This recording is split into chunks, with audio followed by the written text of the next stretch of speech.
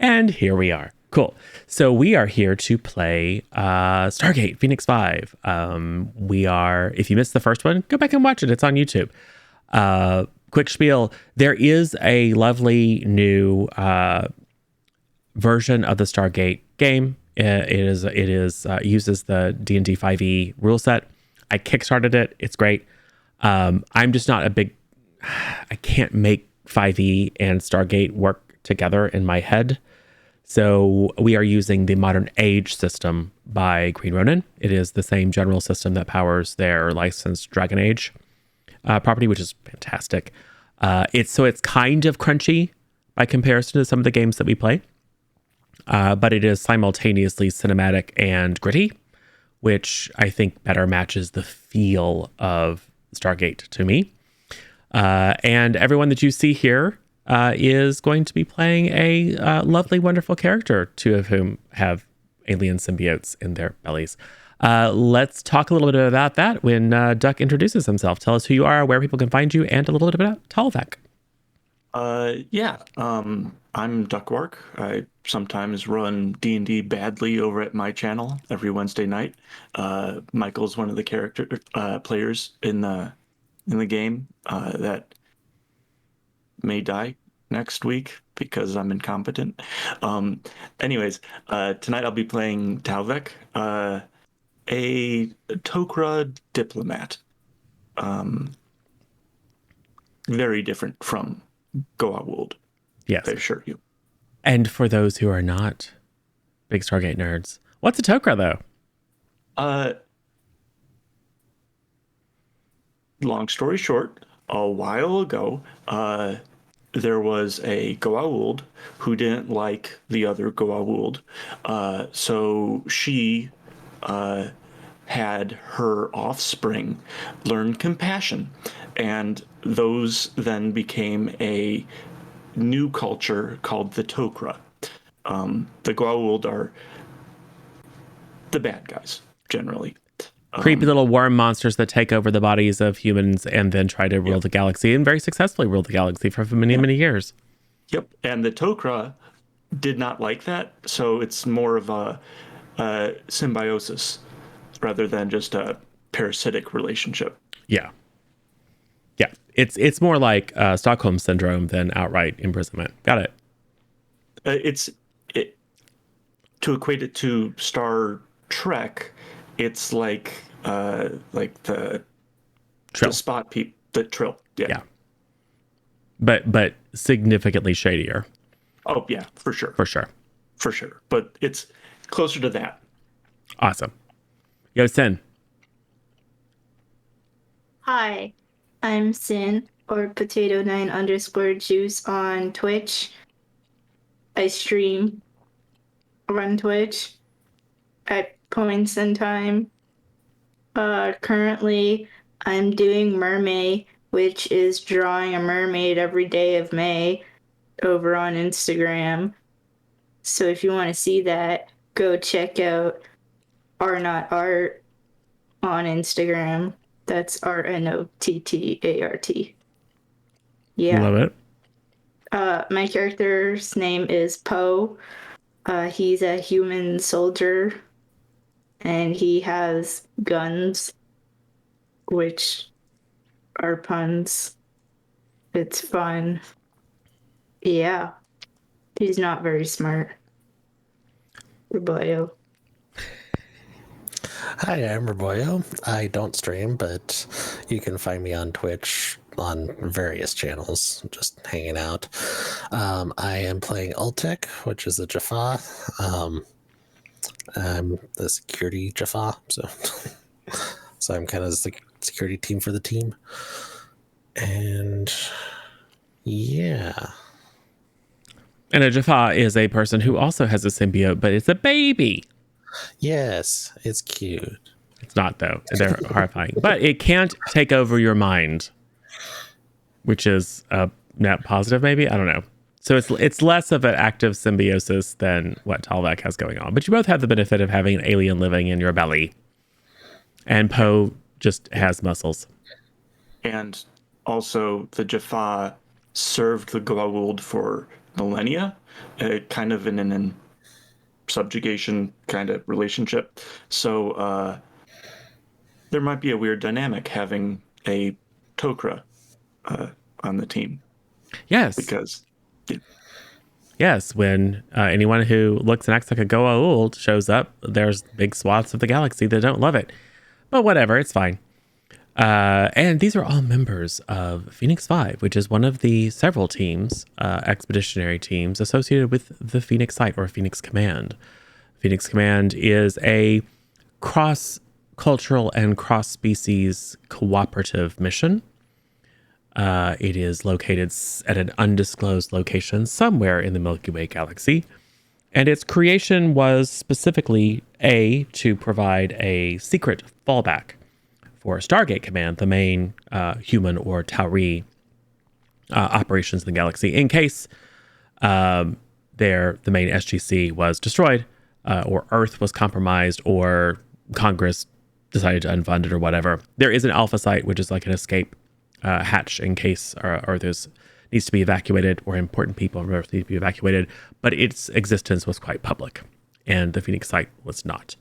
And unlike SGC and the Alpha site, Phoenix Command is very explicitly a cooperative mission between the Tauri, humans from Earth, Tolan and other human offshoots, and the Tok'ra and the Frijafa and a variety of other human and non-human species. So it's all sorts of friends. It's kind of like Sesame Street.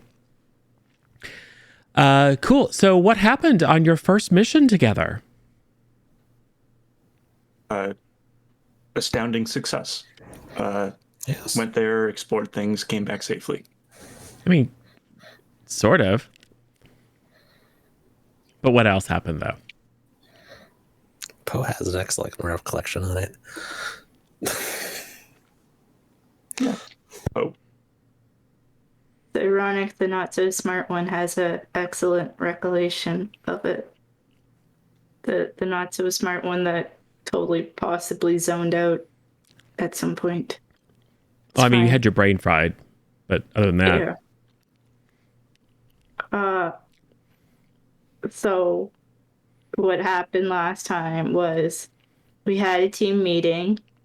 The commander guy seems very nice. I think he likes me. I don't know. Then he we likes you went better to than this. Talvak, but We went to this planet that was apparently a trash dump. I don't know. I poked a plant with my thumb, which apparently wasn't the right thing to do because it was acidic. That's fun. We then went exploring. We found a metal creature nest thing. I made a friend, but my friend stole all our information from guy's tablet, and then they dipped, and I was sad, very sad, because my friend left. But then the metal creature thingies from the nest, they saw us, and we were hunted down. But I'm a good shooter, and I was doing the shooty pew pews and hitting all these creatures, but the regular bullets were doing nothing. So that's fun. I need an upgrade. yes. Oh, yeah. But then I took a nap and the team was captured or something. I'm not too sure.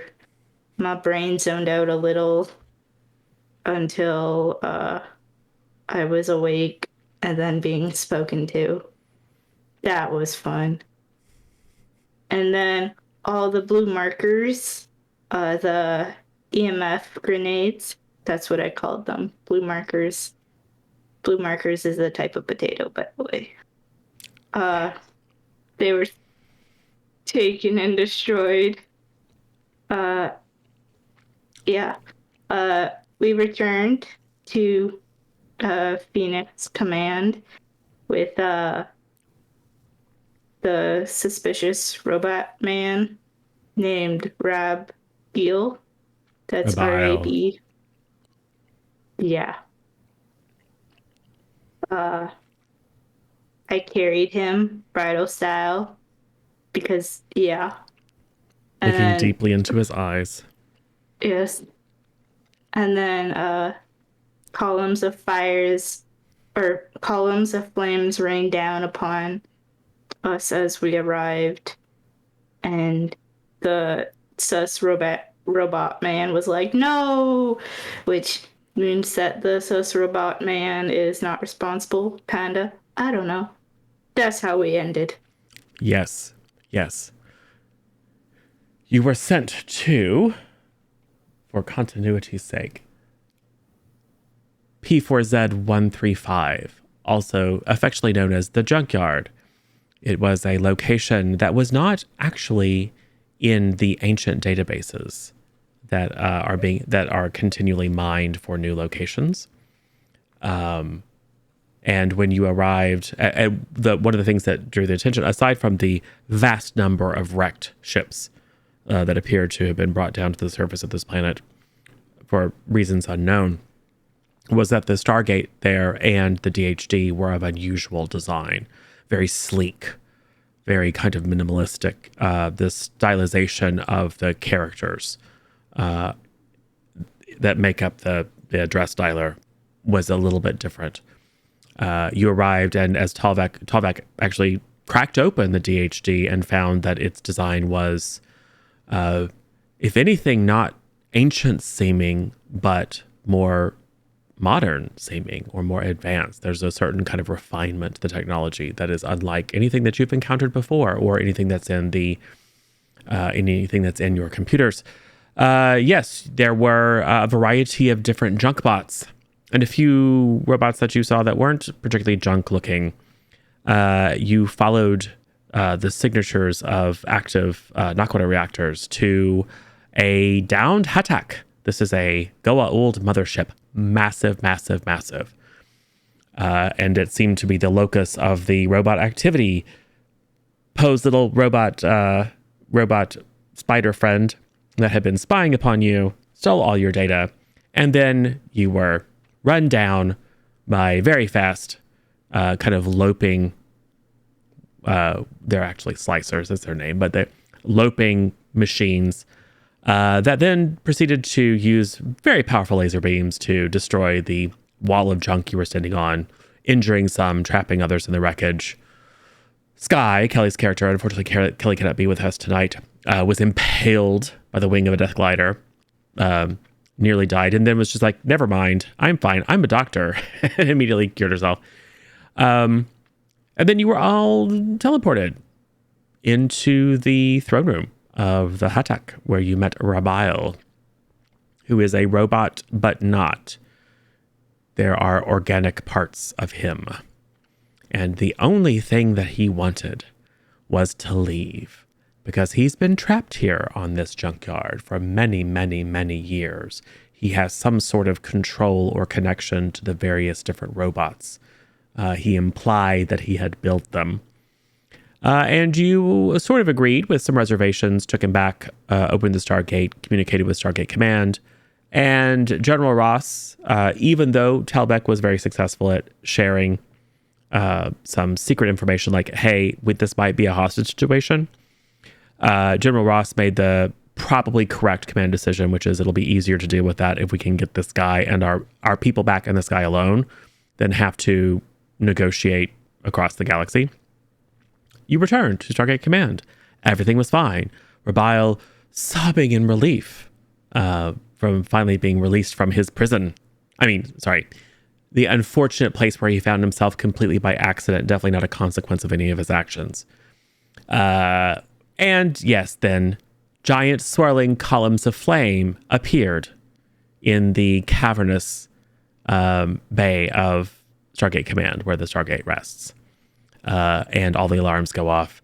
Good news is there's a lot of military folks around because they, were prepared in case Rabile tried anything hinky.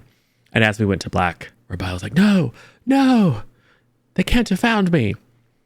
So we pick up columns of flame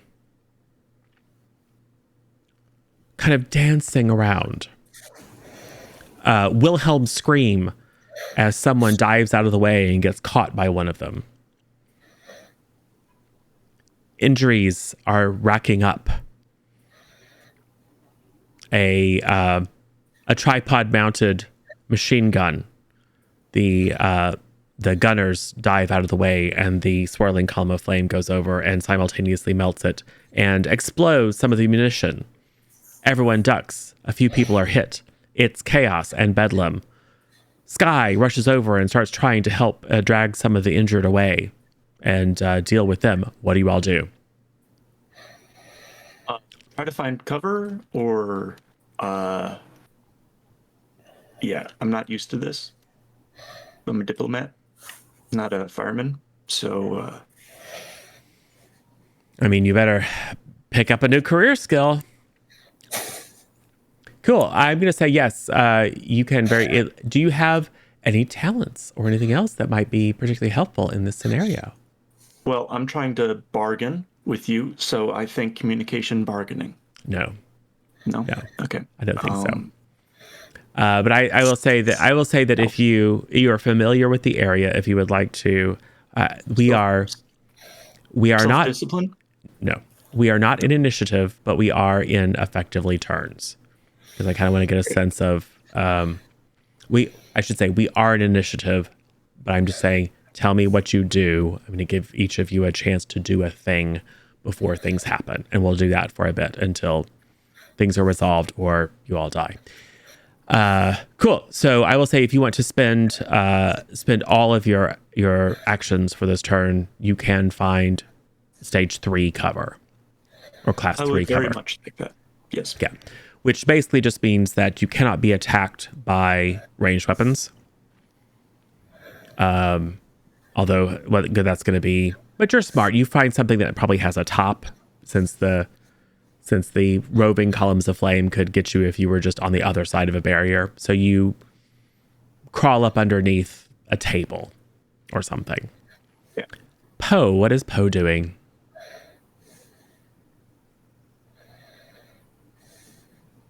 Chaos, confusion. You're still cradling Rabile in your arms. Probably gonna look for somewhere to hang out where the fire won't approach. It appears to just be floor-to-ceiling columns of flame that appeared out of nowhere that are very mobile. They're sweeping around the command center.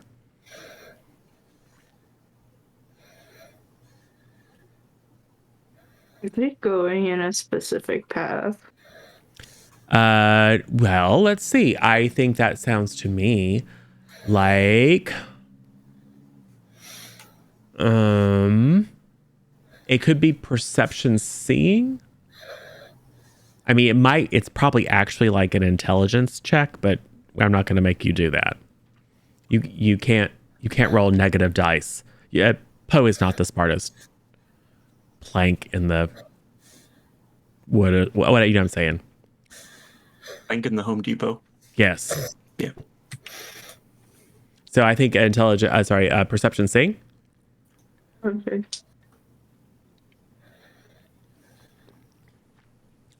It's a lovely 3d6 plus 1 for you. So there's a set of doubles. Good. So it's 10. Oh, excellent. I mean, it's not a great roll, but it's okay.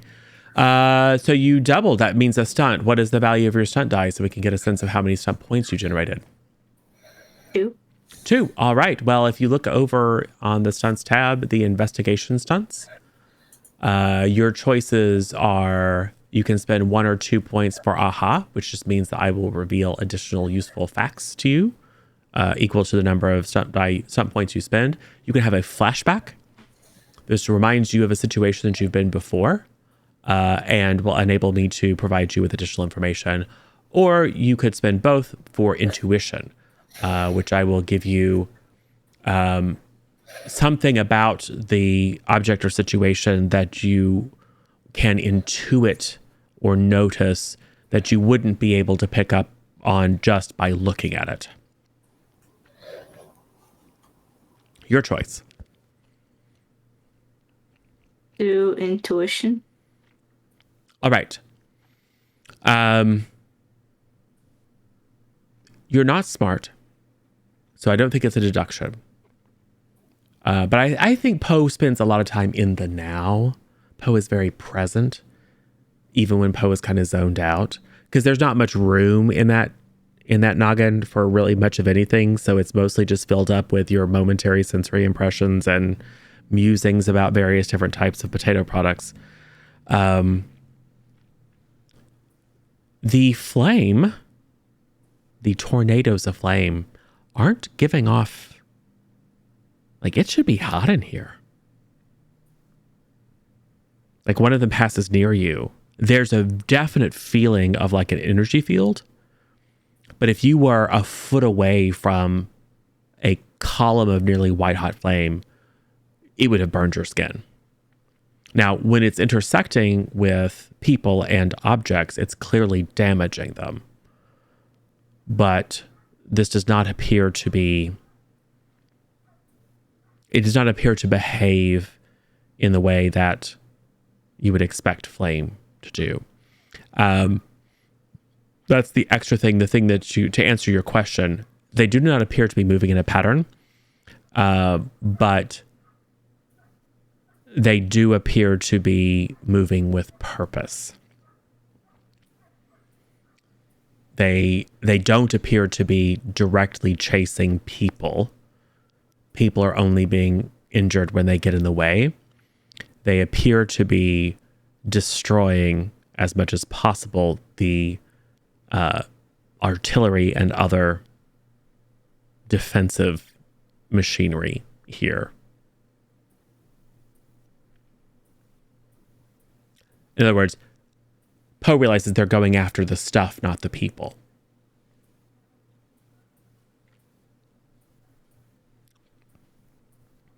Well, takes his beloved guns, kisses them. It's like, bye, my beloved, and tosses them away. Okay. Yeah. And To make sure that the pins are in the grenade so that they don't go off. okay. Yeah. So I think if you are intentionally dumping the really significant amount of armament that you have on you, I'm going to call it, it's not one of the actual major actions, but I'm going to call it a major action because it's a bunch of minor ones to like draw and throw and stuff like that. So I'm going to say that you can do that and probably move or guard up or prepare or something else like that. But so I will say you do have a minor action if you would like to take it. Okay. I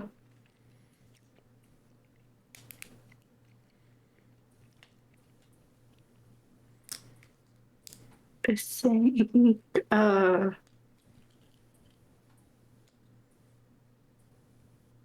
it'll be guard up. Okay. So you just take a kind of defensive action. Are you still holding Rabiel in your arms? Yeah. Okay.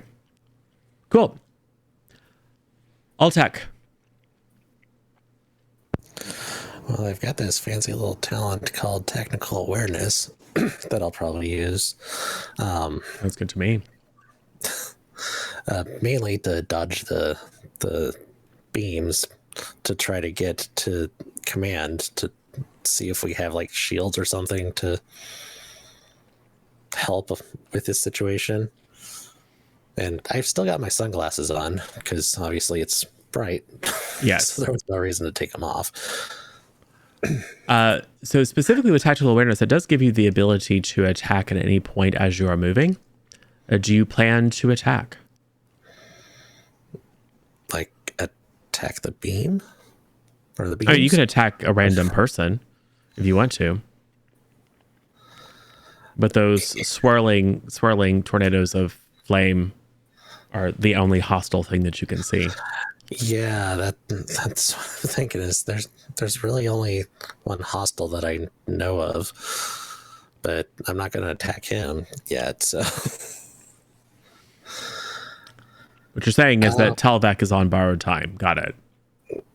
yeah, I caught that connotation too. Yeah. well, I wasn't meaning Talvik, but Okay. yeah.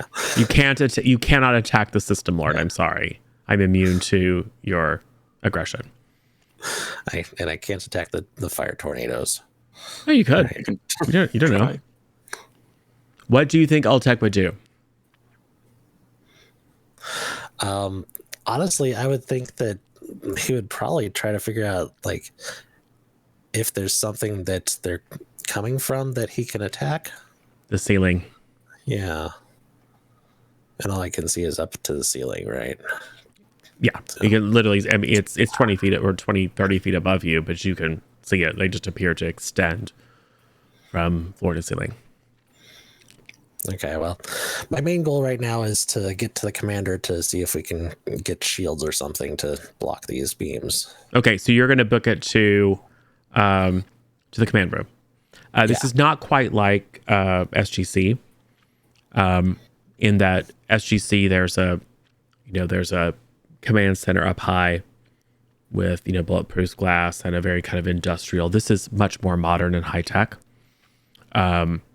But the command center is kind of a semicircular protrusion on, let's call it the south wall of the facility.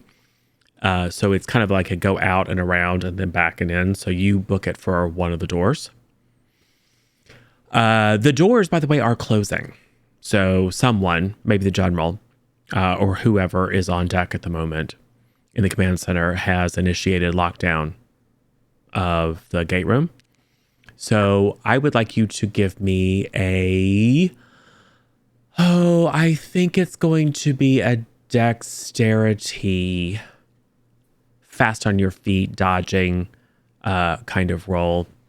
Because it's not just like a straight line roll. You have to dodge out of the way of people and tornadoes of flame. Yeah. Ooh, I got doubles. Okay. But, 12, 30, 40, 15, plus 1, 16. That is quite a good roll. So this is going to be a combat and action stunt. How many stunt points did you generate? I got 3. Great. So I mean, there's a lot of combat and action options. You could duck and weave to gain defense. And you could spend you said 3 points. You could spend all 3 of those to gain 3 defense until the beginning of your next turn, which is, I think, perfectly in keeping narratively with the action.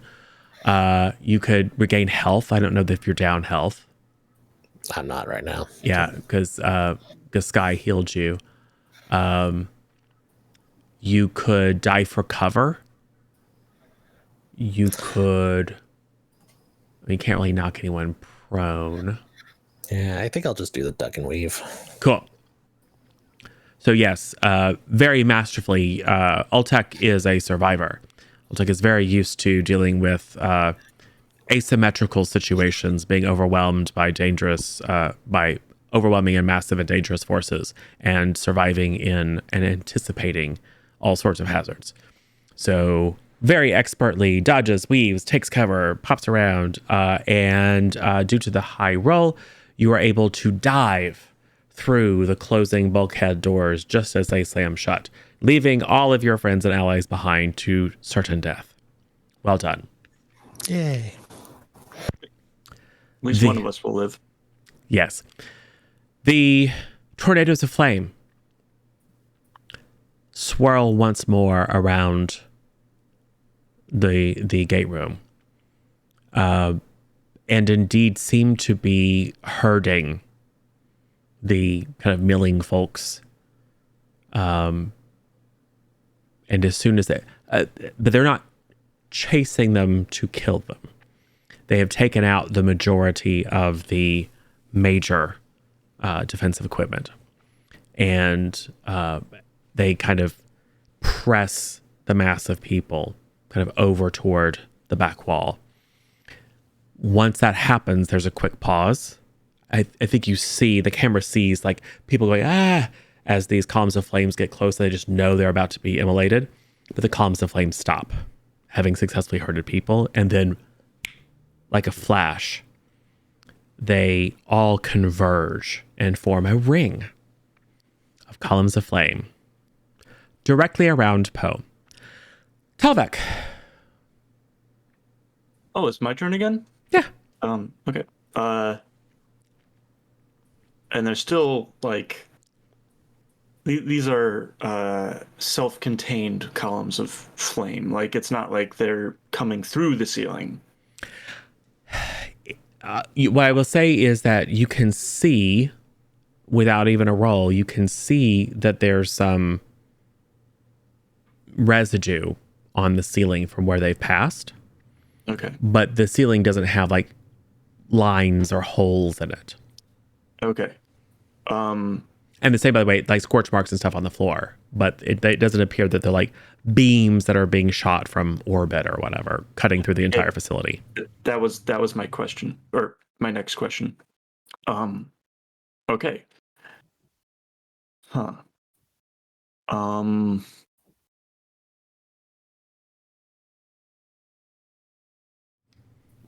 The blast doors are closed. Yes.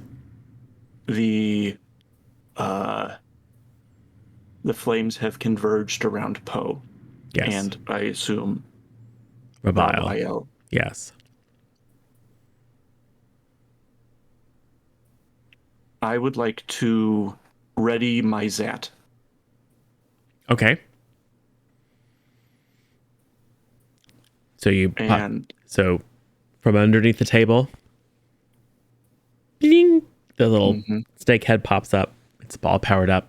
Are you ready to shoot Poe? I'm readying to shoot the columns of flame because this is an energy weapon and those are energy beams. I'm wondering if it could disable them somehow. It might. So I would like to ranged attack then as a major action. That seems like a very good idea.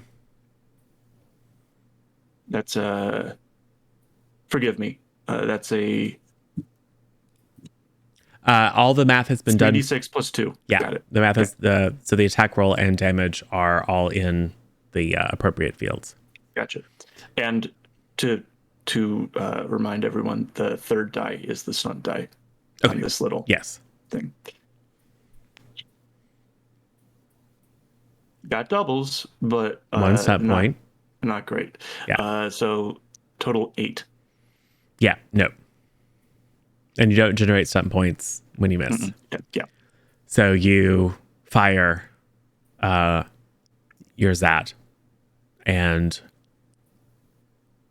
like maybe the bolt passes through one of them or kind of gets close and grazes it, but it doesn't appear to react in any way.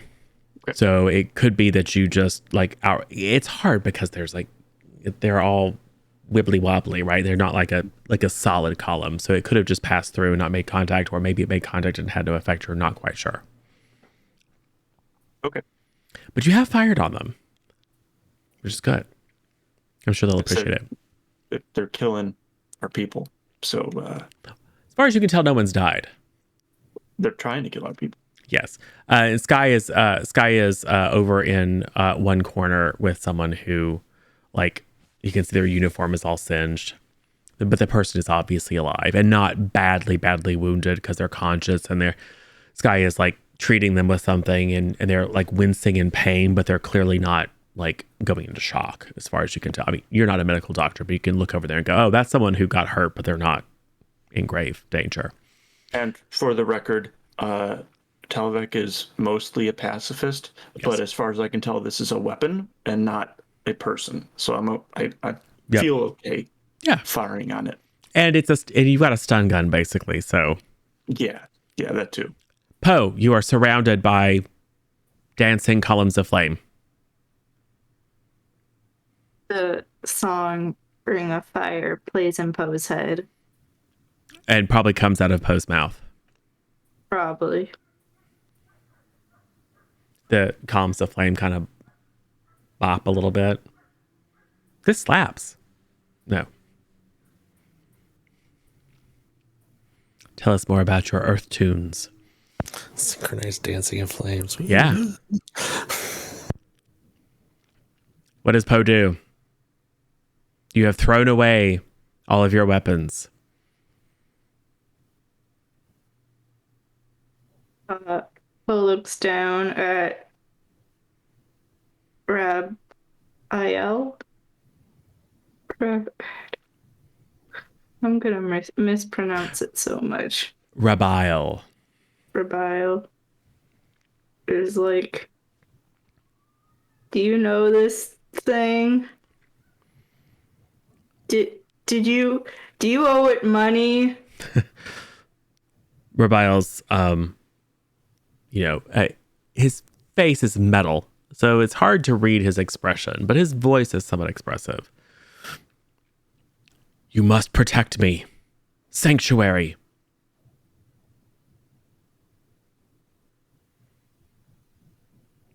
Threw away all my weapons, though. Is that gonna be an issue? Will you give me sanctuary?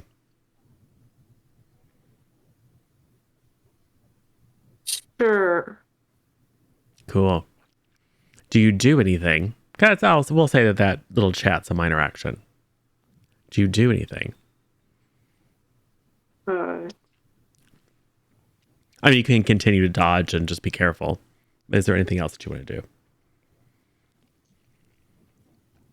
I don't know.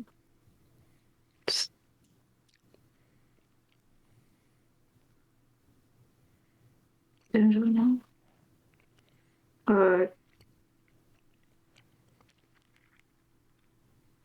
Just prepare.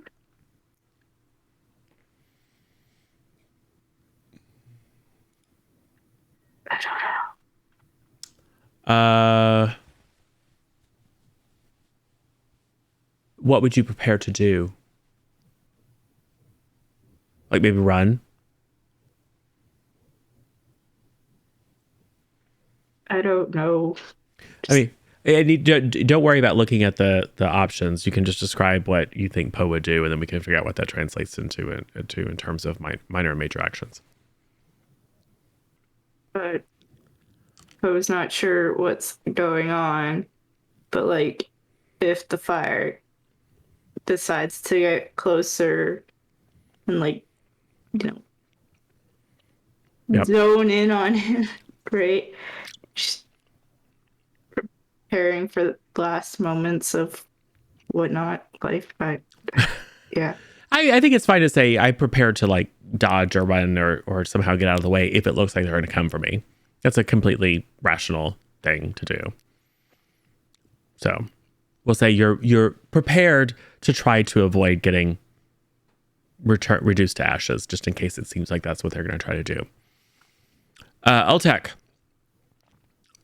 we'll say you hoof it to the control room. It's more than you can do in a round, but who cares? You double time it and skid into the control room. You see General Ross. You see a number of other folks. You see Staff Sergeant Fletcher. You see Dr. Wells. You see a variety of the senior members of Phoenix Command. And there's people furiously typing, and General Wells is giving orders.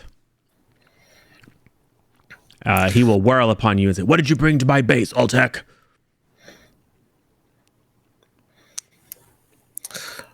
We brought a being that, sorry.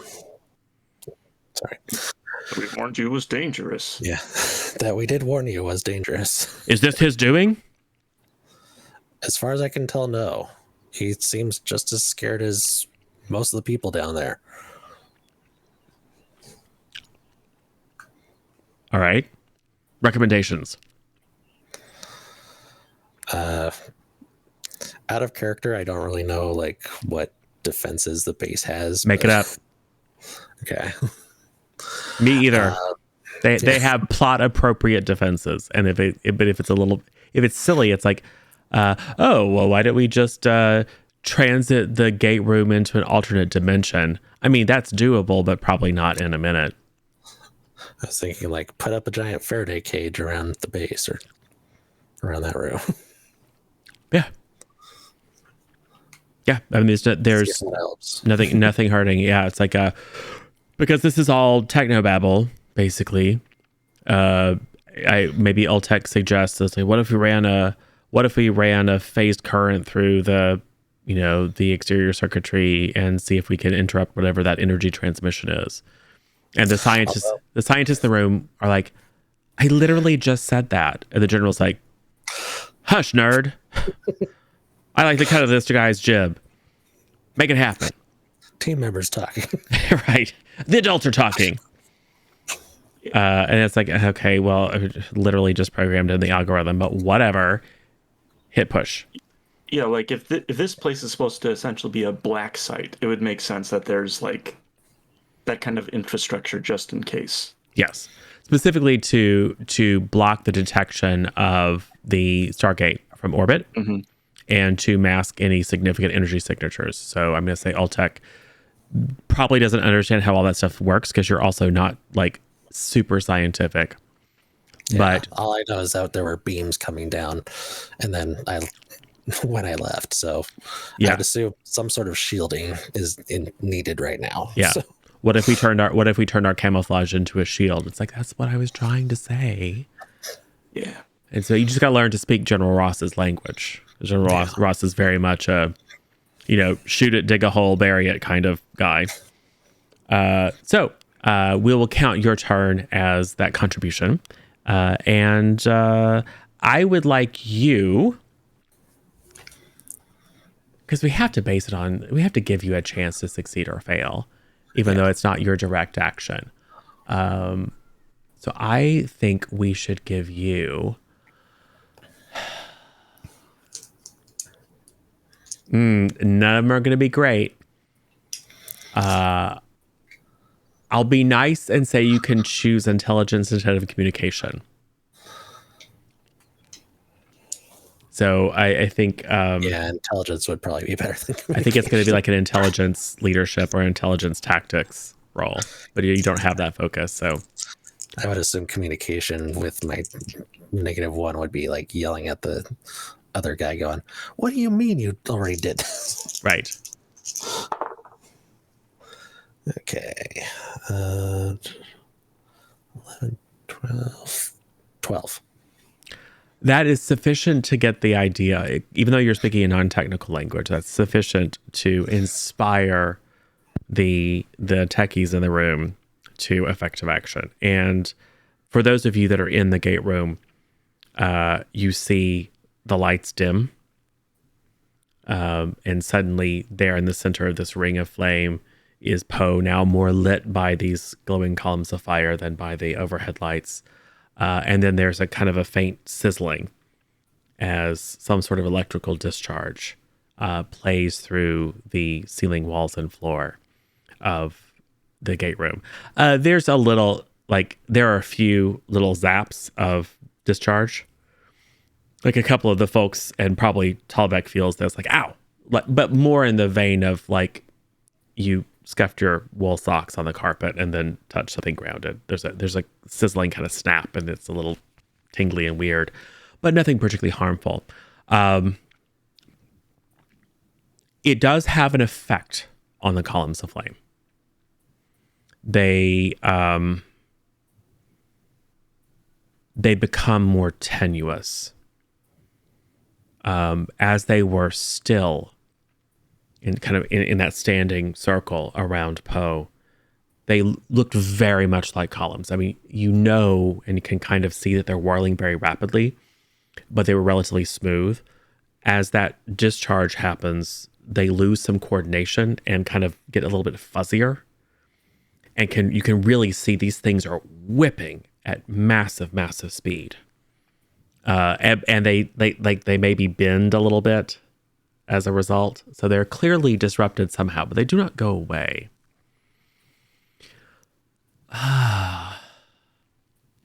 It's their turn. Oh, good. Wouldn't want to make this an unfair fight. Of course. Yes. It's not a fight. It's an encounter. Because the only person who's fired a weapon is our pacifist. No, I think... Yeah.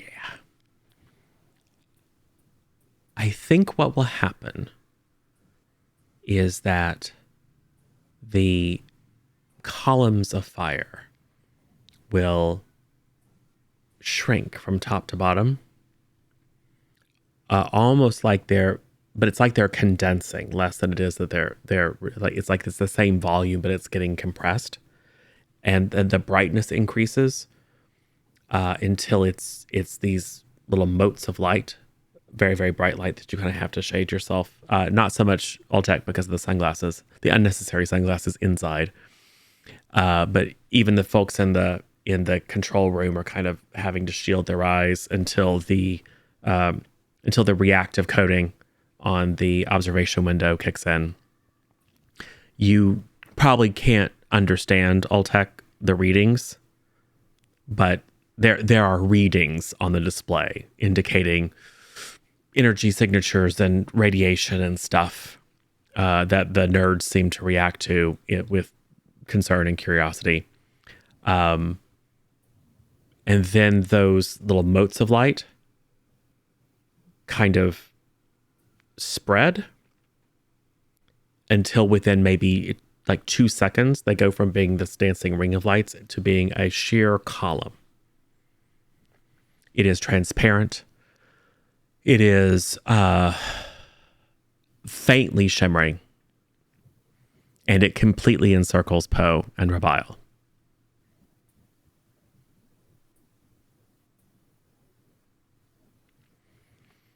A voice echoes.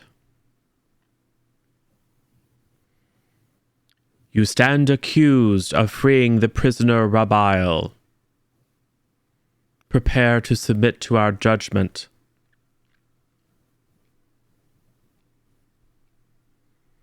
What do? We're out of action time. Okay. And by the way, it was broadcast over everything. So, facility-wide. Great.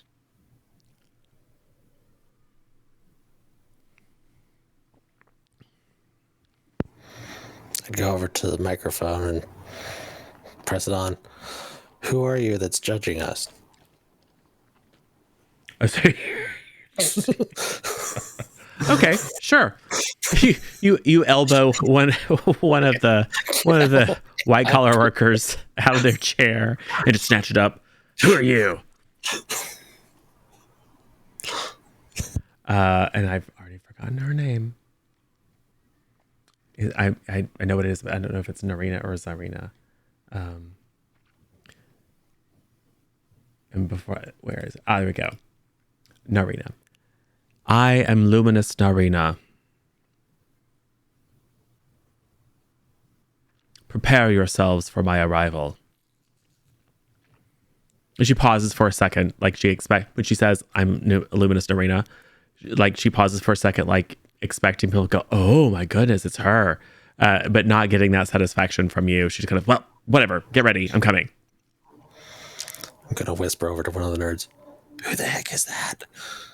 And then just kind of go, I don't know. Luminous Karina, obviously. Yeah, you're the one that just slipped into her DMs. Whispers to Rabiel, you know who this is? Yes. She is evil. Incredibly dangerous. A tyrant.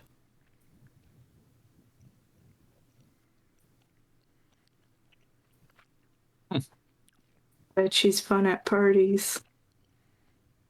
No, she is not. If a mostly robot cybernetic entity could raise its eyebrow, it would. as you stare into his eyes. His eyes, by the way, lest we forget, flicker like firelight, as if somewhere inside his skull, it's like there are little pinpricks, and behind it is a great raging fire.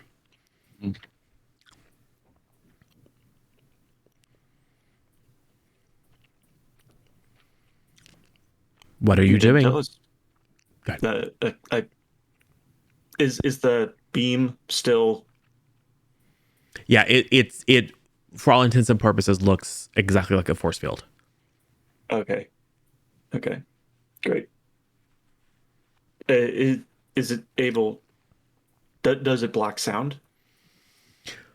Like, am I able to hear Poe yes. talk to? Yes. That was softly spoken, but you hear Poe say something soft, and you heard Rabiel say, "She's evil, very dangerous, a tyrant." Great. Okay. It's somewhat attenuated. It's like a voice, listening to voices when your ears are underwater, but you can understand it.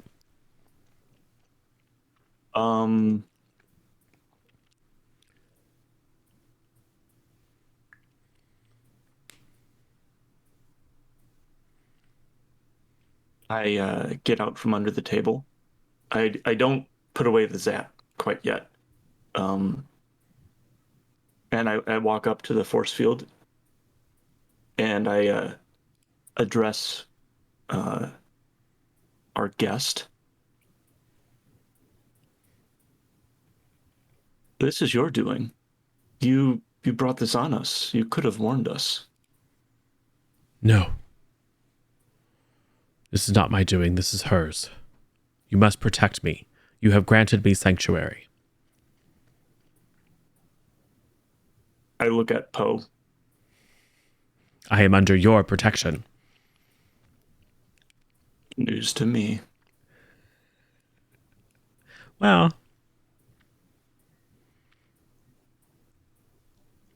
Not the smart one.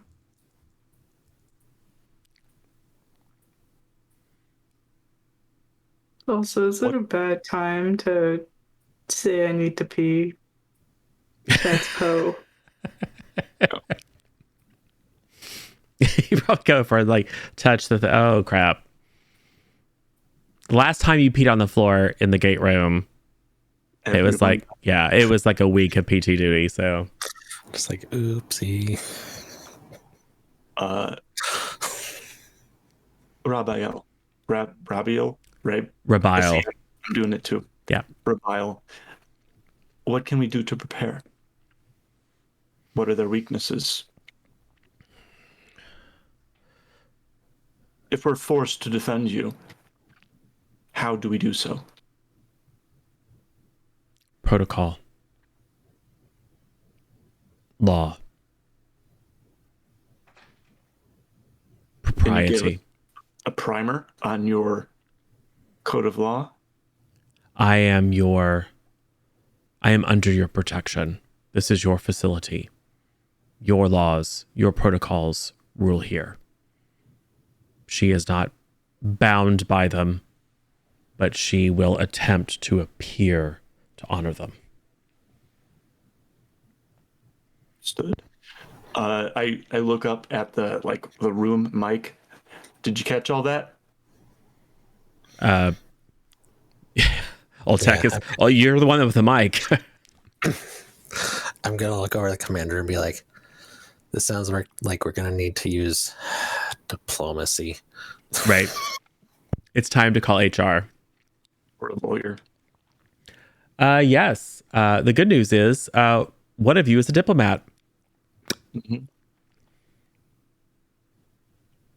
So I think General Ross will just say, "Good thing you're here, then, Talvek, isn't it?" Suppose so.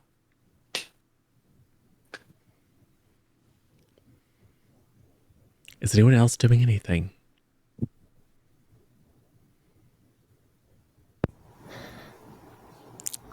Currently, no. Poe questions if he can touch the beams of fire. Yeah, I mean, you put your hand toward it, and you know it's not hot, but it looks a little different than the force fields that you're used to here in the Phoenix facility, but you press against it, and it's just a field of force. It doesn't appear it's not harmful, but it's quite smooth and hard, and you're fairly certain you won't be able to beat your way through it. Does it make noise when you knock on it?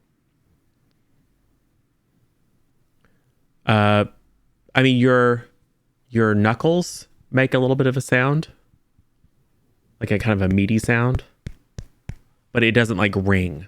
It doesn't have a tone or frequency.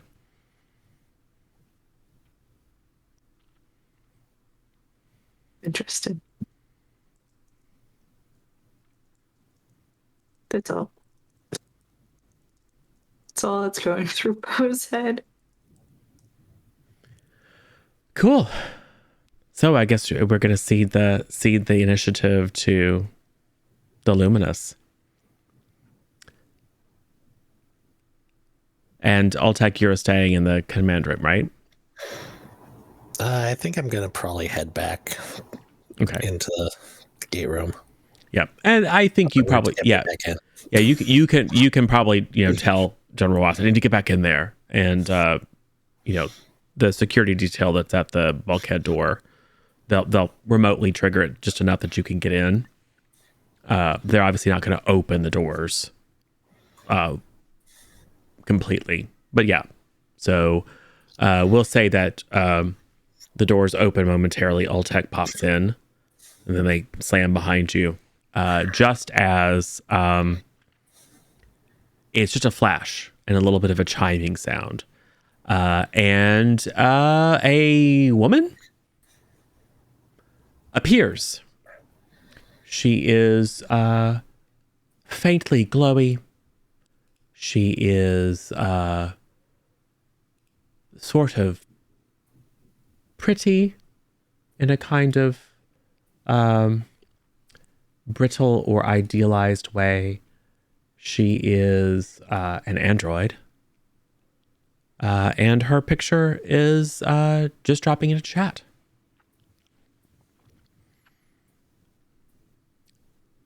This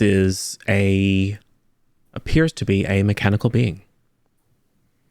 But unlike Rabiel, who is very kind of slapdash in construction, and remember has these like weird kind of canisters welded onto him full of some sort of strange sloshy, probably organic, maybe fluid, and is kind of rusty and dented and clearly has been modified and or repaired for a very long time.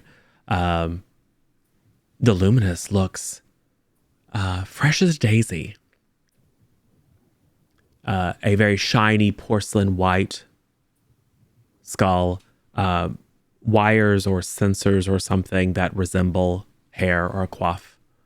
A very kind of the avatar of the ship's computer on Mass Effect is a good way of thinking about it. So very kind of idealized female form, but also not remotely attempting to disguise the mechanical nature. Okay. Luminous Narina, welcome to the Phoenix base. Who are you that you address me? I am Talvek, a diplomatic emissary of attached to these people. She looks you up and down, pauses very briefly at your midsection. Goa'uld or Tok'ra? Tok'ra. No expression. As she speaks, you can see that whatever this ceramic appearing coating is actually quite supple. She is capable of expression. But she does not respond with an expression when you say Tok'ra. It's just a point of fact is how she reacts. Why have you liberated the prisoner? The heretic? Firstly, we were unaware that it was liberation that we were doing. Ignorance has no defense. Secondly, they asked for sanctuary, and it was granted to them. Revoke it. That is not my jurisdiction. I will need to talk to my superior. You look up at the control room and Ross is looking at you like, no, you got this. You got us into this. You'll get us out. I mean, I was one who said don't bring it into the base, but, whatever. Yeah. Well, It appears like that is not a... sorry, my brain isn't working right. A tenable avenue. Could we perhaps consider a different offer? If outright revocation of the sanctuary is unavailable, do you have an alternative?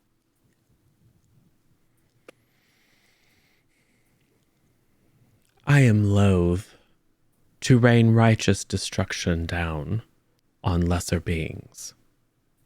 Be glad that I am kind and beneficent. Sure, we all are. Perhaps I can convince you that it is in your best interest to leave our dealings to us. That may work.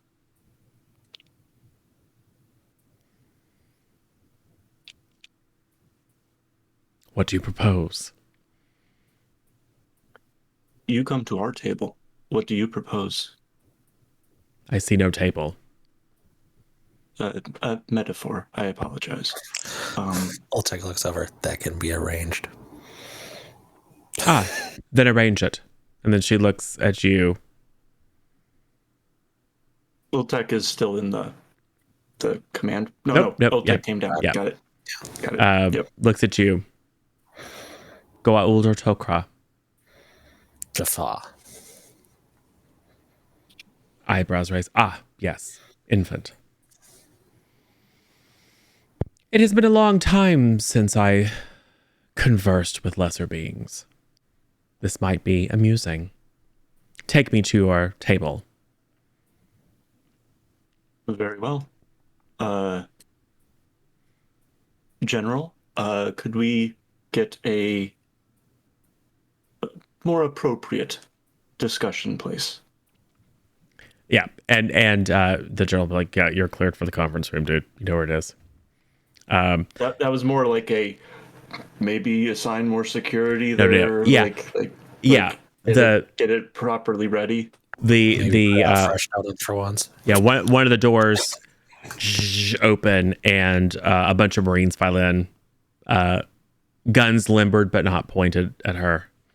They look very anxious. The other door opens and another set of Marines begin kind of rapidly filing the other people out of the room. Some of whom, have some minor injuries and things like that. They help Sky carry the more wounded to medbay. Or sorry, the infirmary. So you're running the show there, Talvek. Yeah. Yes. If Luminous Narina, please, if you will, follow me. And I go to the conference room. Yep. She will bow graciously and kind of sweep behind you. She, for those of you watching her, she appears to be taking in. It's at best idle curiosity. Like there's definitely no wow factor, but she is taking in her surroundings. Poe and Rabiel are still in the force field. Poe waves as everybody leaves. Right.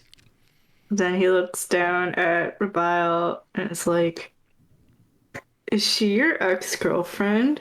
Is that why she's after you and mad at you? What did you do, man? I wanted freedom. Ah, that kind of relationship. That's I What they see. all say. right. We were on a break. No. I see. Poe's like, I get it, but he doesn't get it. Right.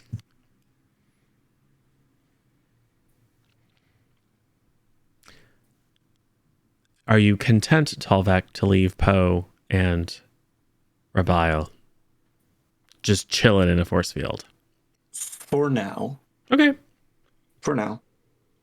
Because I want to give the benefit of the doubt to the person that may destroy all of us in an instant. Potentially. Don't want to antagonize them too much. Then yeah, once we're in the discussion room, I say,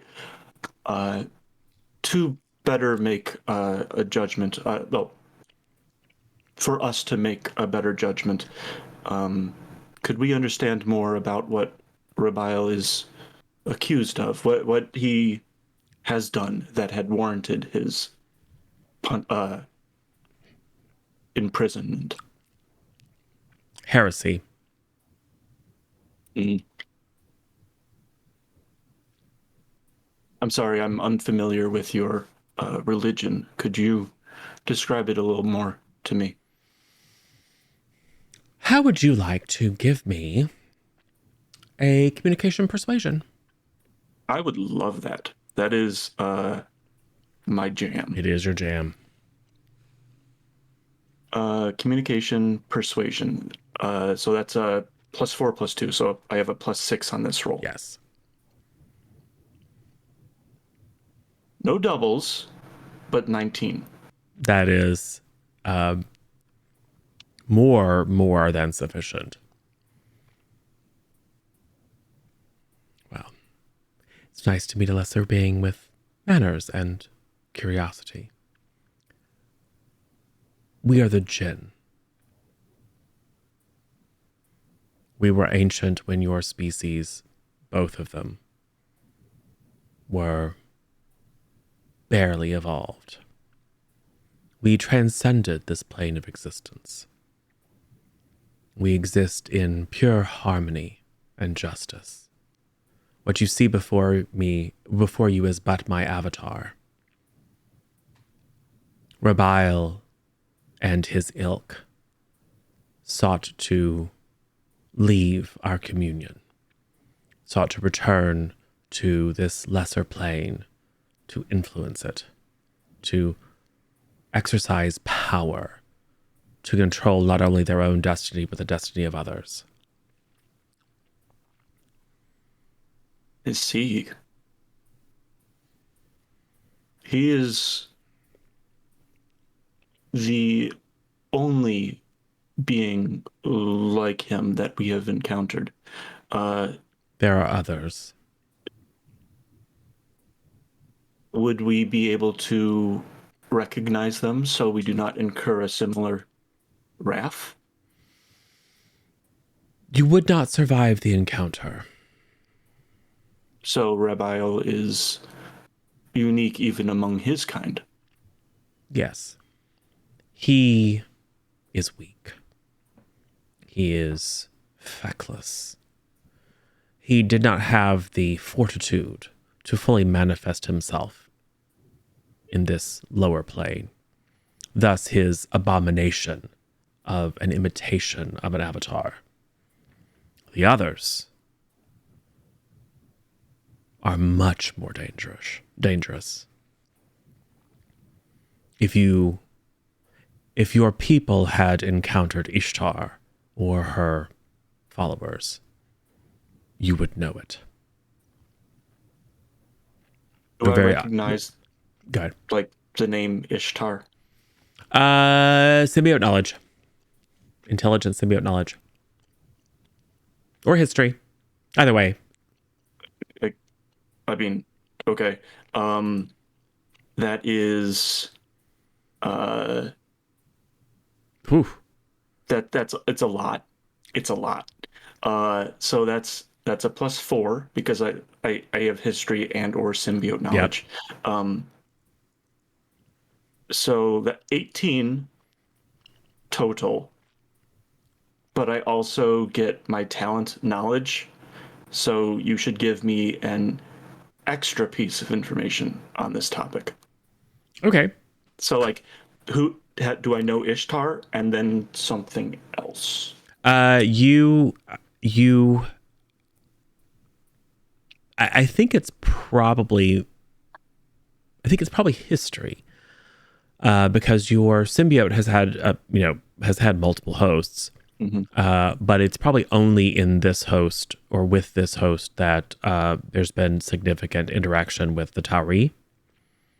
And as part of learning, since you knew that you were going to have to work with the Tauri, learning about their culture and the history, and in particular the way that the Goa'uld had influenced their culture. You recognize that Ishtar is an Akkadian deity, a goddess of war and passion.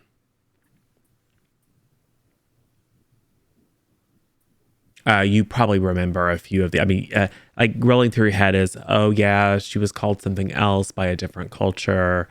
But a very, very ancient goddess.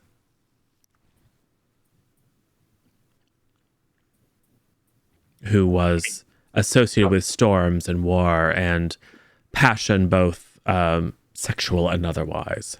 Mm-hmm. A raging fire. Cool. I personally haven't encountered that name, but I do know that ancient Tauri peoples worshipped a deity known as Ishtar. Is it Further. possible that they've escaped confinement somehow? Oh, they are not confined. They hide from us. It's not surprising to me that the heretics would seek to prey upon the weak minds and wills of lesser beings. For what ends, it is unknown. So, But they seek only to create chaos and to gratify their momentary urges. They are primitives. mm, mm, I mean, not as primitive as you, let's be clear. right. Meat sack. But So, while these powerful ones roam free, you seek to recontain the weakest among them? she'll give you a long look. He is a lawbreaker. He must be brought to justice. He will be purged. Urged.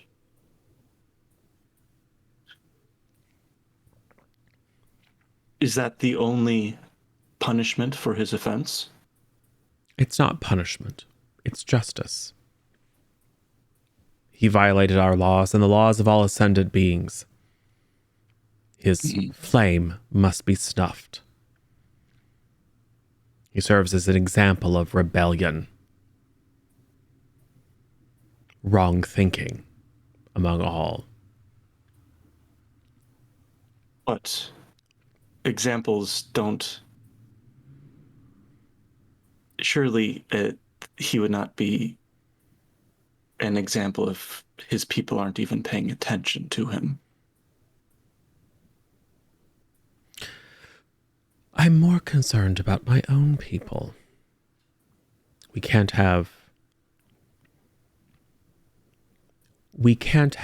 people escaping their punishment.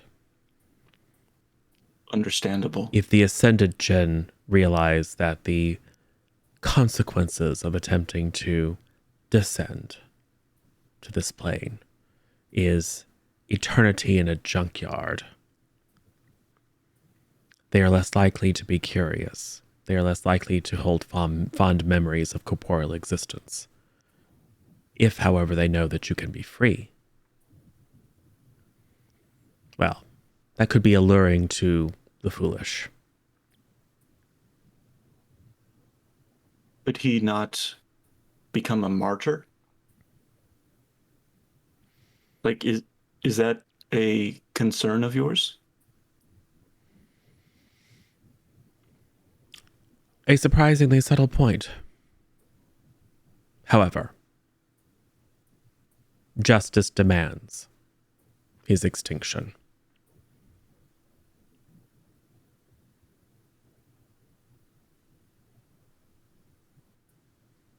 Is there any alternative that you may be willing to consider? I might consider much. What do you propose?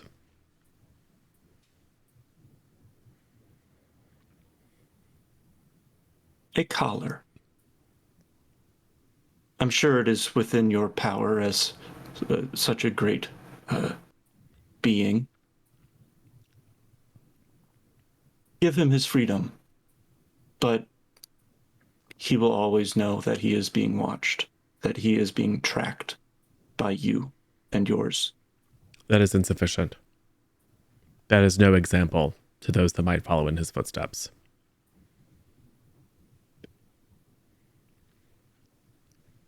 Is there any way to limit his ability?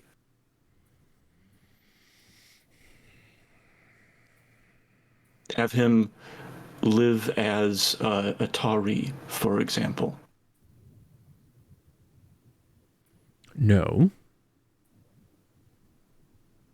But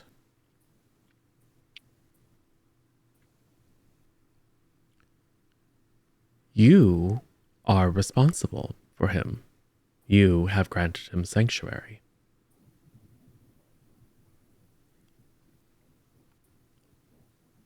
And I don't want to extinguish you all. I don't know quite what justice demands of you. I might be convinced to wait and watch. In exchange, you and your kind, would be completely responsible for any and all consequences. Specifically of Rebile or of any? I just want to clarify before we agree to any terms. You have agreed to offer him sanctuary. Him and him alone. Yes. I might allow that to stand. On the consequence that he does not interfere. On the consequences this does not in any way draw us further into the interaction of lesser beings. If it does, then the consequences will fall upon you all. I am tempted to accept your offer, but I cannot speak for Rebile. Would it be possible to include him in these negotiations? Because if I don't believe that he is trustworthy, we may yet revoke his sanctuary. Yes. The force field immediately shrinks back down into the little balls of light, and the balls of light just kind of off through the walls and ceilings. Poe, you are now free. You are still carrying Rebile. And you're strong, but you've been carrying him now. You've been holding him now for like an hour. Because there's like the whole slog back from the crash attack. And all this time you've been standing here on the steps leading up to the Stargate. So he's starting to feel a little bit like the hard metal bits are starting to kind of like dig into your skin. He does not smell great. It's very kind of like a chemically, it's like weird chemicals, like a hot engine meets beef jerky. A weird, oily, salty kind of smell. What do you do, Poe? Is there like a wheelbarrow or like a rolling office chair? Yeah, not a wheelbarrow. Yes, there's actually 4. No, but yes, there certainly is an office chair, or some high tech equivalent, next to one of the kind of probably knocked over in the fracas, that you can I assume you want to pop him in it so you can wheel him to the, or at least just pop him in it. Cool. But your chariot awaits. Yep. I guess this means we're supposed to go to the conference room. Yeah, I'll have come out to to grab Poe and be like, follow me. We'll follow, rolling the chair. 0, you're muted. Yes, Altec has visions of Poe just like running up and down the hallways, pushing Rabile. Yes, exactly. So you're like, I'm going to take care of this. They might just wander off. So Altec comes and fetches you, and so Poe wheeling Rabile in an office chair, and Altec re-enter the conference room.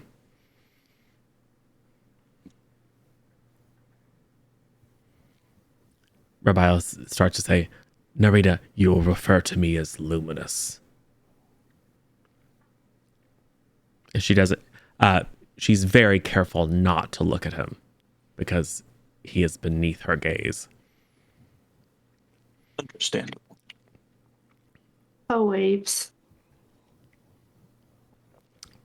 Your allies are bargaining for your continued existence, Rabile. What do you have to say to this? And Rabile pauses and says something to the effect that it is their way. These are their customs. And she clearly gets what he's playing with. She knows that he knows her. She is not happy. But she cannot bear to...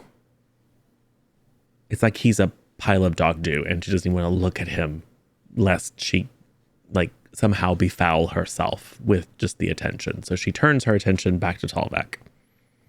Excellent. Rabile, Luminous has told her version of why you were imprisoned, and the consequences of us granting you sanctuary. I would like to hear your side. I would like to hear what you thought, but why you were imprisoned, what the full story from you. Our people loved this world, loved this universe. We were explorers, we were inventors, we were diplomats, we were scientists, we were farmers. We were as much a part of this galaxy as you are now. Some of us were not satisfied. Some of us became entranced by the notion of ascendance. They plotted, they propagandized, they deceived us with promises of never-ending bliss. And then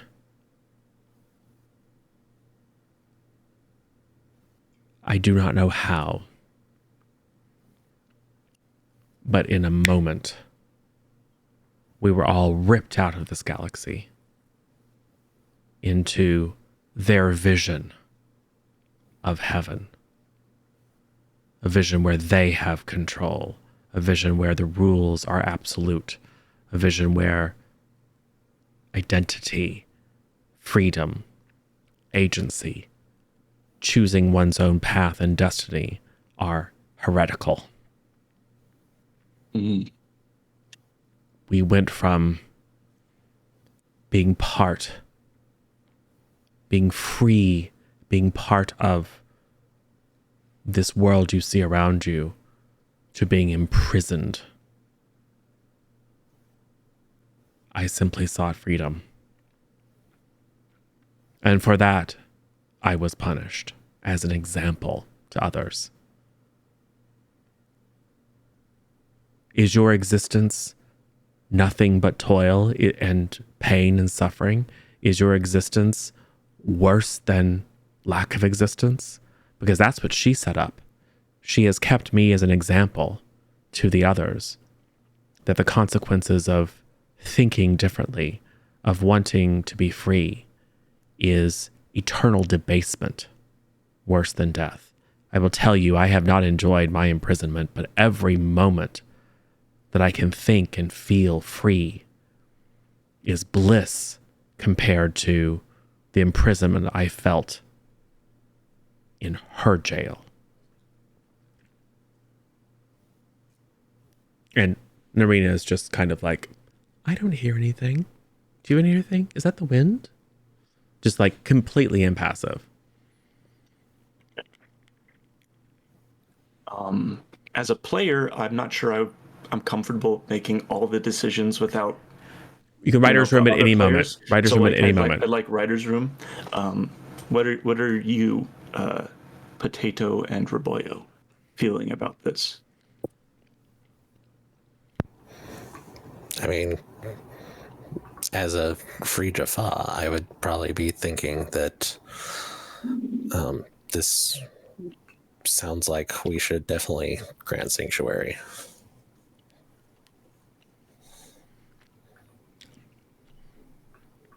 And sorry, go. Oh, Poe still thinks they're in like a lover's quarrel. I'm asking you, the player.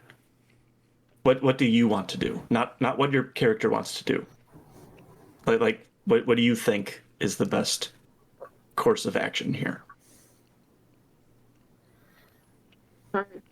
Give them sanctuary. I just wanted to check in before I make the entire decision about where the plot is headed. Yeah, I know Altec is not very good with diplomacy, so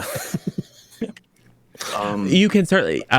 It's not one of those situations. So again, staying in the writer's room, if you speak up and you in character, I'm not going to say, "Aha! Well, now you need to make a diplomacy roll." I'm not going to set you up to fail, because, like Tilk, not the best diplomat, but was not afraid of speaking up in like very, very tense moments.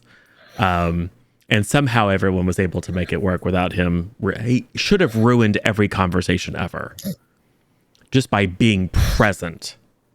But as we know from watching the show, it's like, oh my God, there's a Jaffa. And then within 5 minutes, like, he's cool. It's fine. Yeah, so many times I've been thinking about just being like, and Altec grabs a cookie. There's no, you can totally do that. Feel free. Keep yourself present in the scene. Okay. Poe just walks over to the lady. It's like, and attempts to poke her. To poke her? Yeah. Because that's how he gets ladies' attention. It's just like tap her on the shoulder. Yeah. The chassis is, it's warm like skin. It looks very cold and clinical, but it's warm like skin. It doesn't really give like skin. And she will just kind of look down to where your finger is on her shoulder and look back at you and kind of cock her head. And Poe's like, hello, miss, ma'am, sir, lady. Yes. If you're going through a hard time and a hard relationship, I'll be here for you. See, I have a sister back home, and I know girl stuff. So if you need a shoulder to cry on or someone to talk to, I'll be there for you. When the rain starts to fall? Yeah. Well, she has been there for you too. I think, Luminous,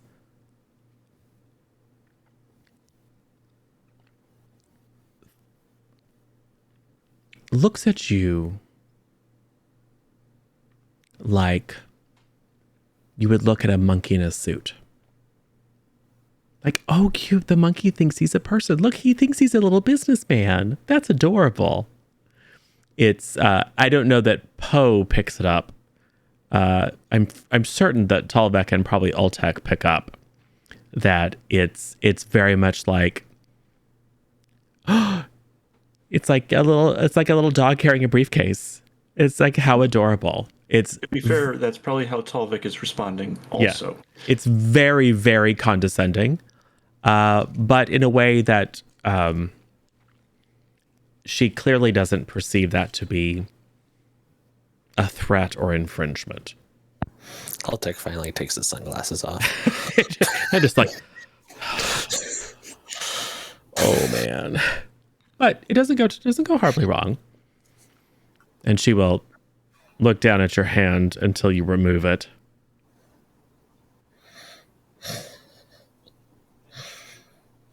I will remove it. And then she will look up at you and smile in a way that's very just kind of like, it's the picture perfect. Like even like her white porcelain teeth, like there's a little ding of light on them. And then she says, I'll keep that in mind. Okay. And you then do that. And then the eyes will widen a little bit as she turns and looks at Talvek. You were saying. Right. Rabiel, I understand your plight. But we need assurances that this does not come back to harm us. She has spoken of your kind. Uh, from what I know of Tari history, they are quite powerful, quite dangerous. And Ishtar, if you're familiar. The flames in his eyes grow brighter. Yeah, I'm trying to clock that. If there's an insight check kind of deal that I can do, I'm trying to yes. trying to read that because I've set it up to specifically. Yeah, you're poking and prodding to see if you can get something that you can read off of that. Yeah, I think that is going to be perception empathy. Cool. So that's a +5 to this roll. Yeah. You are legit built for exactly this stuff. 14. If that's not enough, I could use a boon if we have it, or do we? Or use a conviction, because I feel like this is an important role. So I think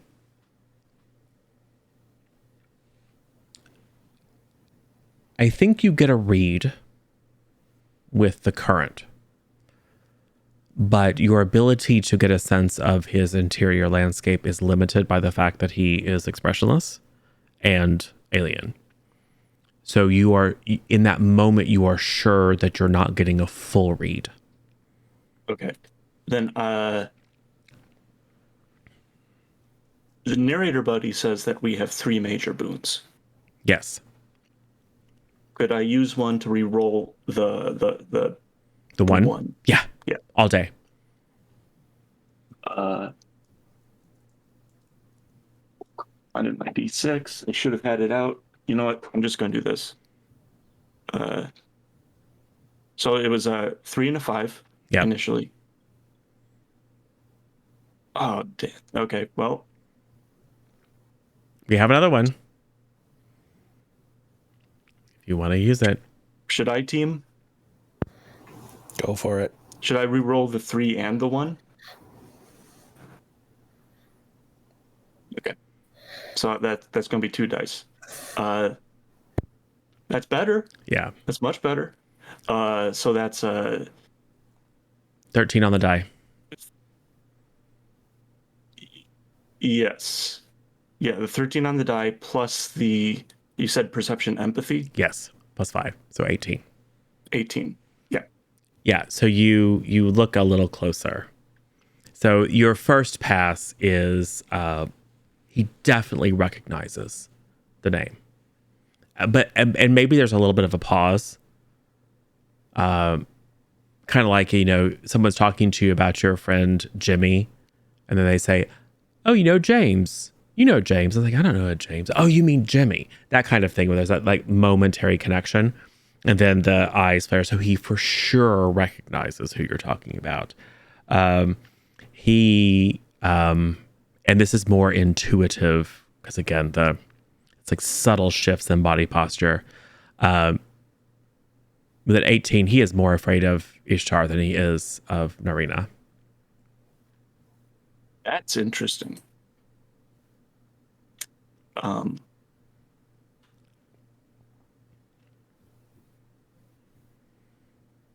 I see you're familiar. Yes. We are not Well, of the same kind. that is good to know. Don't you agree, Luminous?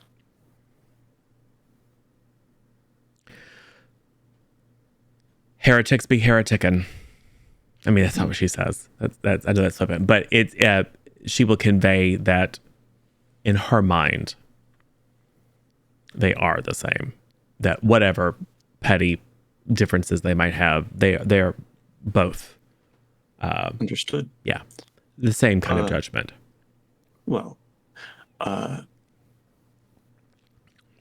as a player, that's also good to know because that means that this Rabile character wouldn't be as predisposed to being a megalomaniac god of, you know, a primitive culture. Well, I mean, he kind of built his own primitive culture to lord over, but Yeah, He was but bored. if they're different enough, what do you two think? Does this information change your opinion at all? Because the deal I'm working towards is to say, okay, he stays free as long as like if and make sure that he doesn't do anything that may come back to hurt us. Right? That's the agreement that we have. And I'm just waiting to confirm that. Yeah, Trying to find more information. I think this more solidifies what I was thinking before. So Okay. Yep. Poe is just thinking about hash browns. It's like, Ulrich hey, has grabbed a cookie now. it's just like crumbs everywhere. I mean, Ultec is used to living rough out in the fringes of the galaxy. And is probably just like, you know. I was wondering what's for what time of day it is, whatever food. Yeah, it's dinner time. Yeah, dinner. It's dinner time. Yeah, what's for dinner? Tense diplomatic moment, momentous decisions, season-shaping decisions being made. Tummy grumbles. And then the entire thing is interrupted by a really long, very dramatic stomach grumble from Poe. Yeah. Okay. And as Ultec is scattering crumbs all over this table.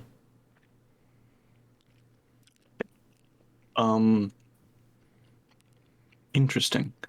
And Rabile,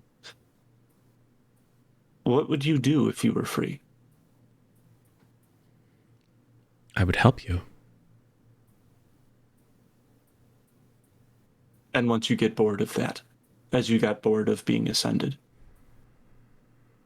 I am not precisely where I want to be, but I am.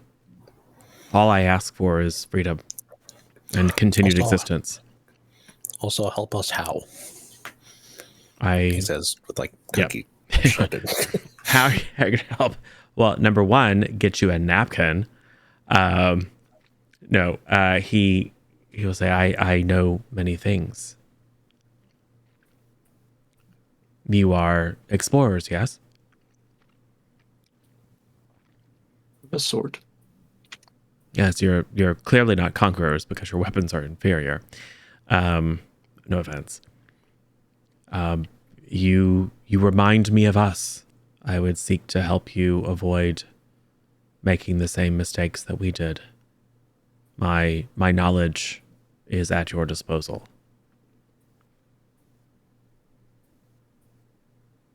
Do I sense that he's being deceptive? Is this... Roll it up. Okay. So it'll be 3. And roll. It's still perception empathy. Got triples. Excellent. Does that mean I get 2 doubles? Because it's No. Okay.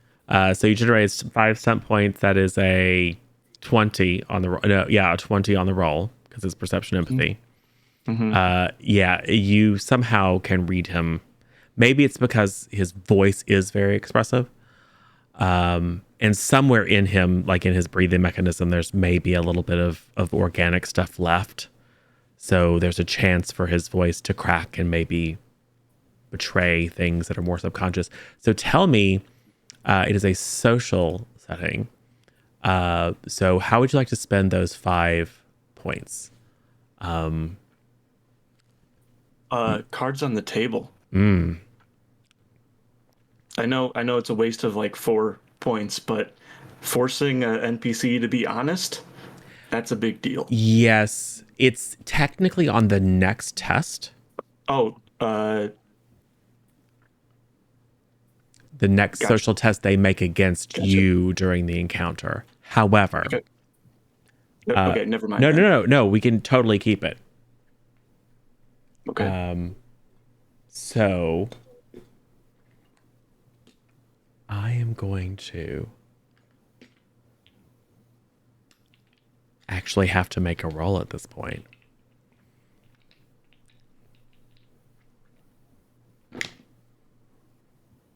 Those weren't D6s, those were D20s. I was like, oh, I got a 42. That's really high. Yeah, but that's what happens when you roll the wrong die.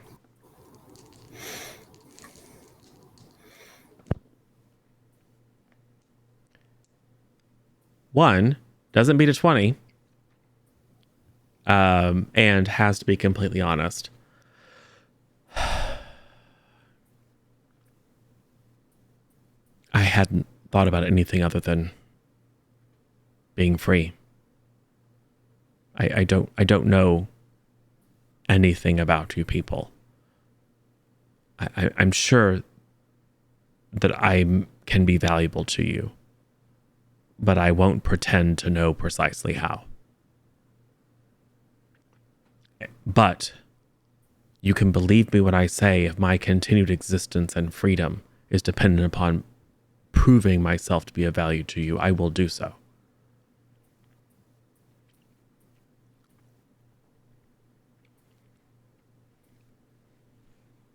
Thank you for your honesty, Rabio.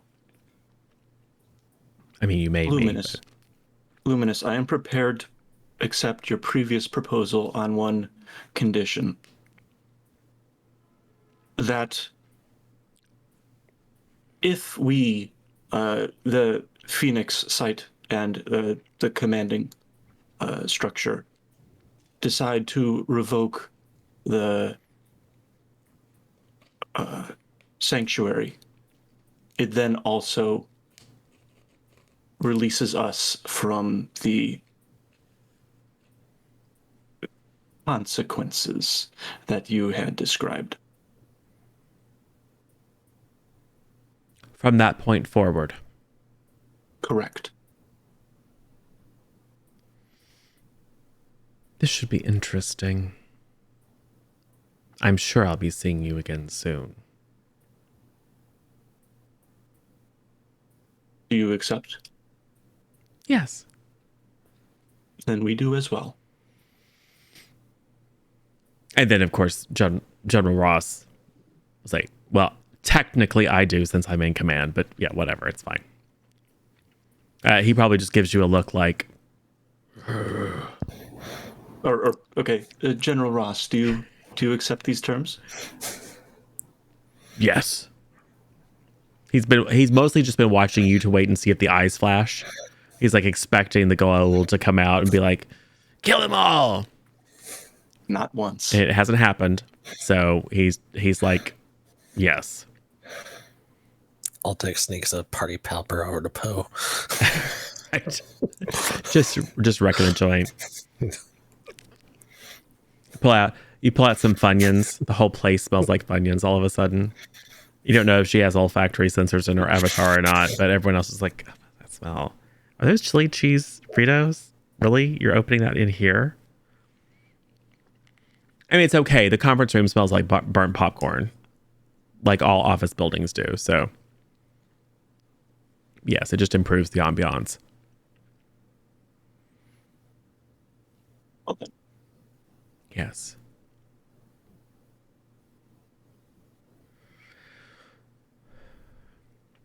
Is there any reason I should further delay myself here? General? He just, yep. No, ma'am. She will stand, and then that same of light will happen, and she is gone. I will wave and say bye, pretty lady. She comes back, or just her head pops back. Wink. No, it doesn't. She is long gone to where you do not know. She seemed nice. Out of curiosity, would someone... This is reflecting an NPC role. Someone just roll me 3d6.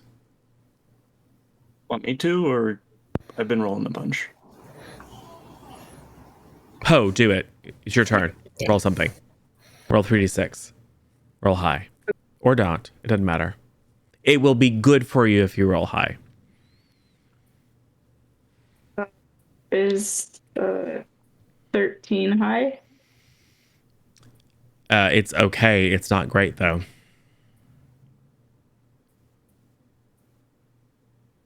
Okay. You could do something about it if you'd like. There's bones. Yeah. Okay. So Did you use 2, didn't you, Duck? Yeah, I used 2. Okay. There's Although one if left. you want to retcon it and say I used a conviction instead of a boon, No, it's I'm fine. okay with that. Nope. So we have one major boon left. You're going to use it. You can reroll up to all of your die if you would like. Sin. sure. Okay.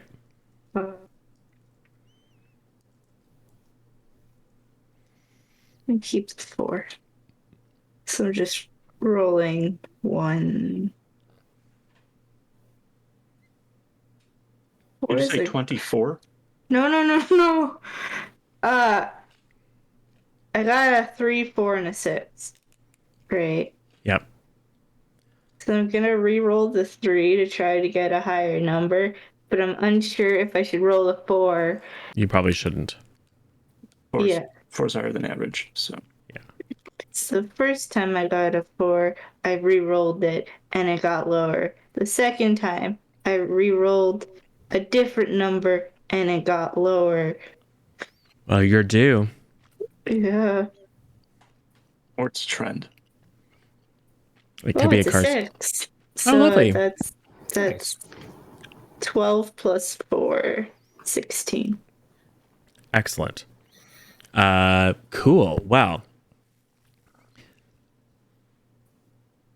One of the lab coats not busts into the room, but one of the lab coats kind of rushes into the room and reports that the Phoenix site's sensor arrays momentarily picked up something massive in orbit. They weren't sure the first time, but there was a blip of something at about the time that Narina appeared, and they were checking and watching more carefully. And when Narina disappeared, there was that same momentary ping of something massive in orbit. Sure, it's nothing. Like a cloaked ship type thing?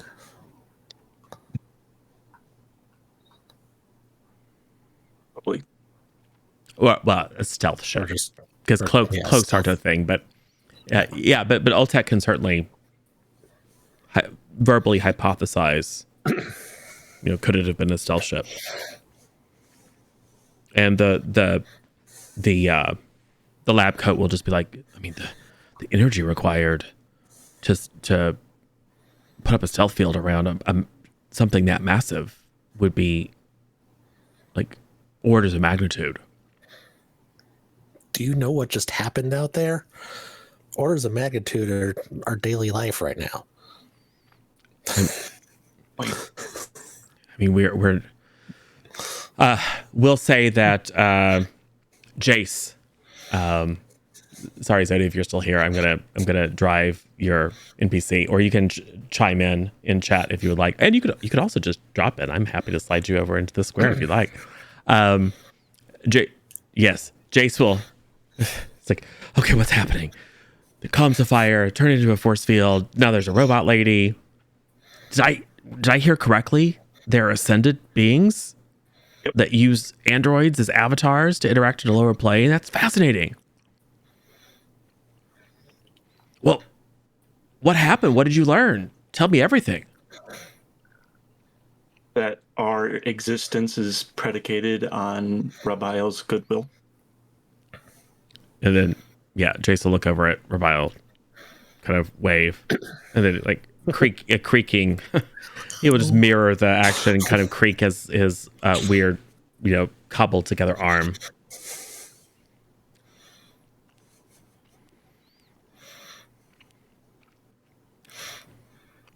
The general will say, I am going to, I have a couple of calls to make. Why don't you debrief our scientists here? I expect a plan with contingencies. We'll reconvene in 2 hours. Staff Sergeant, you probably need to do something about that stomach of yours. Yes, sir. Nope.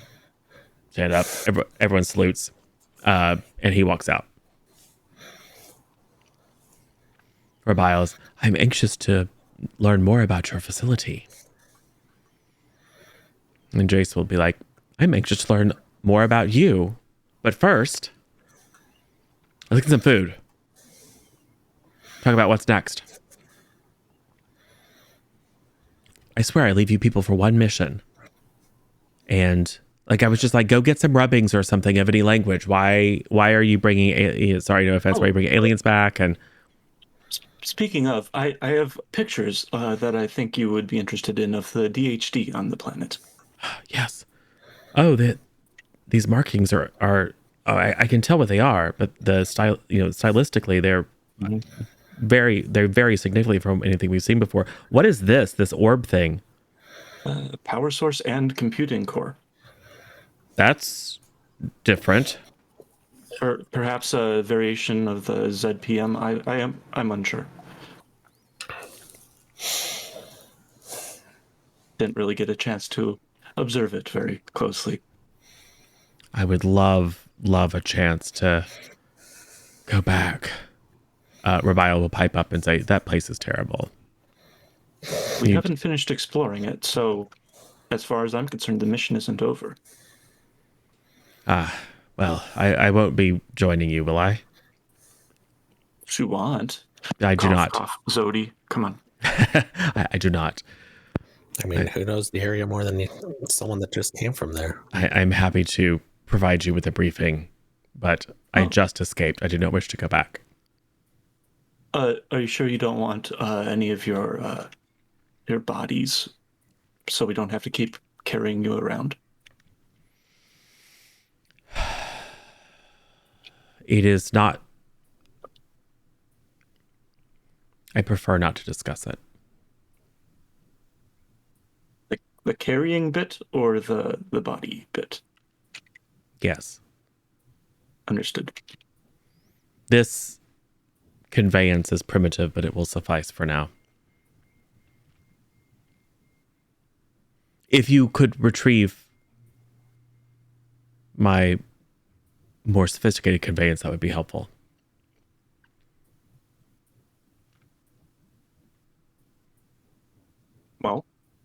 Well, team, What do we do? That's my question. I want to go back on the planet and investigate those energy sources and learn what I can about all the ships. But I feel like the big bad just reared its ugly head, and we shouldn't be poking around killing rats in the sewer. True, but we do Agreed. go back anyway, or we do want to go back anyway, just to Oh, Yes. get something to for them to Rabile. walk around on. Yes. um, Luminous, Narina mentioned other rebels, um, and that we would assuredly not survive an encounter with them. Anything that you can tell us about them would be most beneficial, primarily on how we can avoid them. You Since your location was not in the ancient database, I assume that similar. Well, she said that they weren't in prison, so I don't know. They are the unfettered. They wish to maintain the dubious benefits of ascendancy and yet still be able to influence things on this plane of existence. As you can see, I require an avatar to function, much like Narina and her kind. The unfettered exist in between planes. They are beings of flame and passion, unbridled power and greed. It's possible, if the culture of your Tauri is to be believed, or the history of your Tauri is to be believed, they may have interfered in the past. They may be interfering now. It is difficult to predict. They're creatures of whim. If they, you can only hope that you do not cross their path. But if they set their sights upon interfering with you, then your best hope is to survive, to bore them, and hope that they don't destroy you out of spite.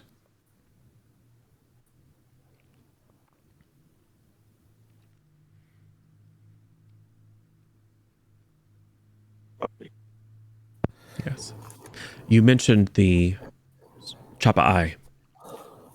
It would not be in your, and you spoke of an ancient database. I assume you're referring to the Alterans. Yes. Those gates were built much more recently. Oh. Yes, it was the example of the Alterans' ascendancy that put that notion into the minds of my people. We had equaled and surpassed their technology before we ascended.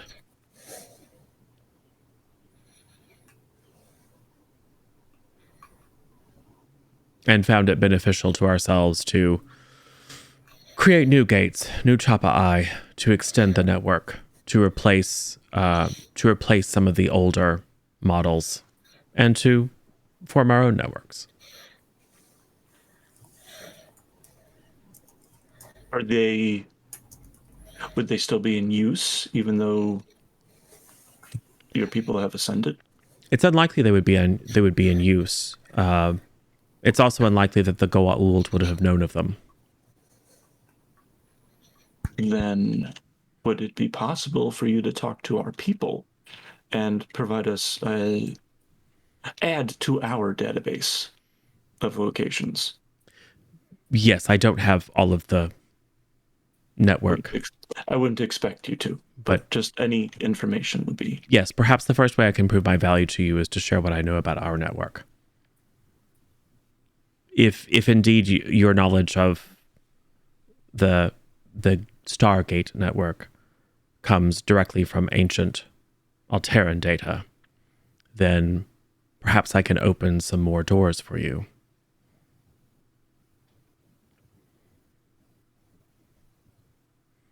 There are parts of this galaxy that the Alterans never visited.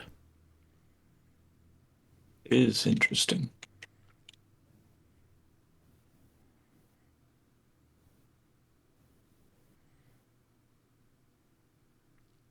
Maltine? Any comments? I would like to show our guest to the lunchroom. All right. As Poe's stomach grumbles yet again with some sense of urgency. So you lead Rabile and a few hangers on to the mess hall. Good news is they're serving meatloaf and mashed potatoes, knowing how much Poe loves mashed potatoes.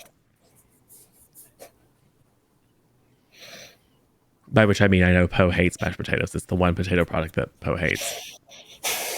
Yeah.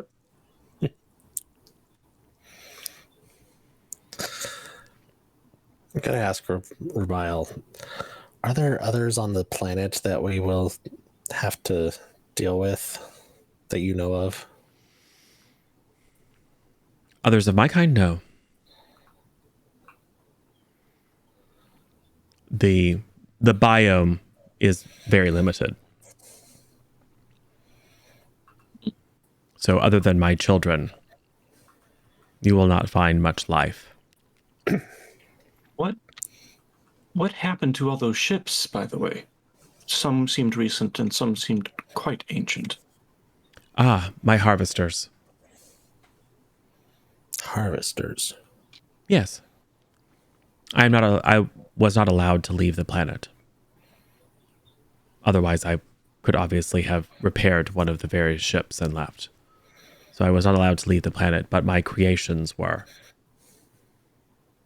So I created a fleet of harvesters to scavenge that corner of the galaxy, bring back raw materials, useful items for experimentation.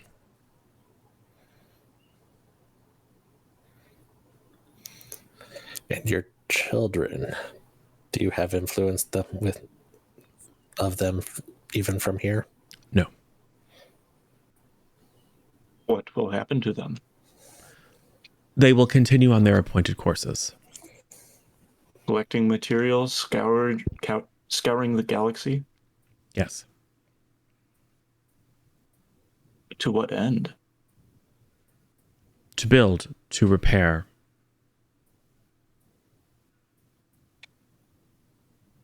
We've already had a couple replicator threats. You understand where this is leading. The technology is greatly dissimilar. We are aware of the downfalls of creating truly sentient machines. The Lantians. It did not go well for the Lantians, so I did not seek to, if you'll pardon the pun, replicate that experiment.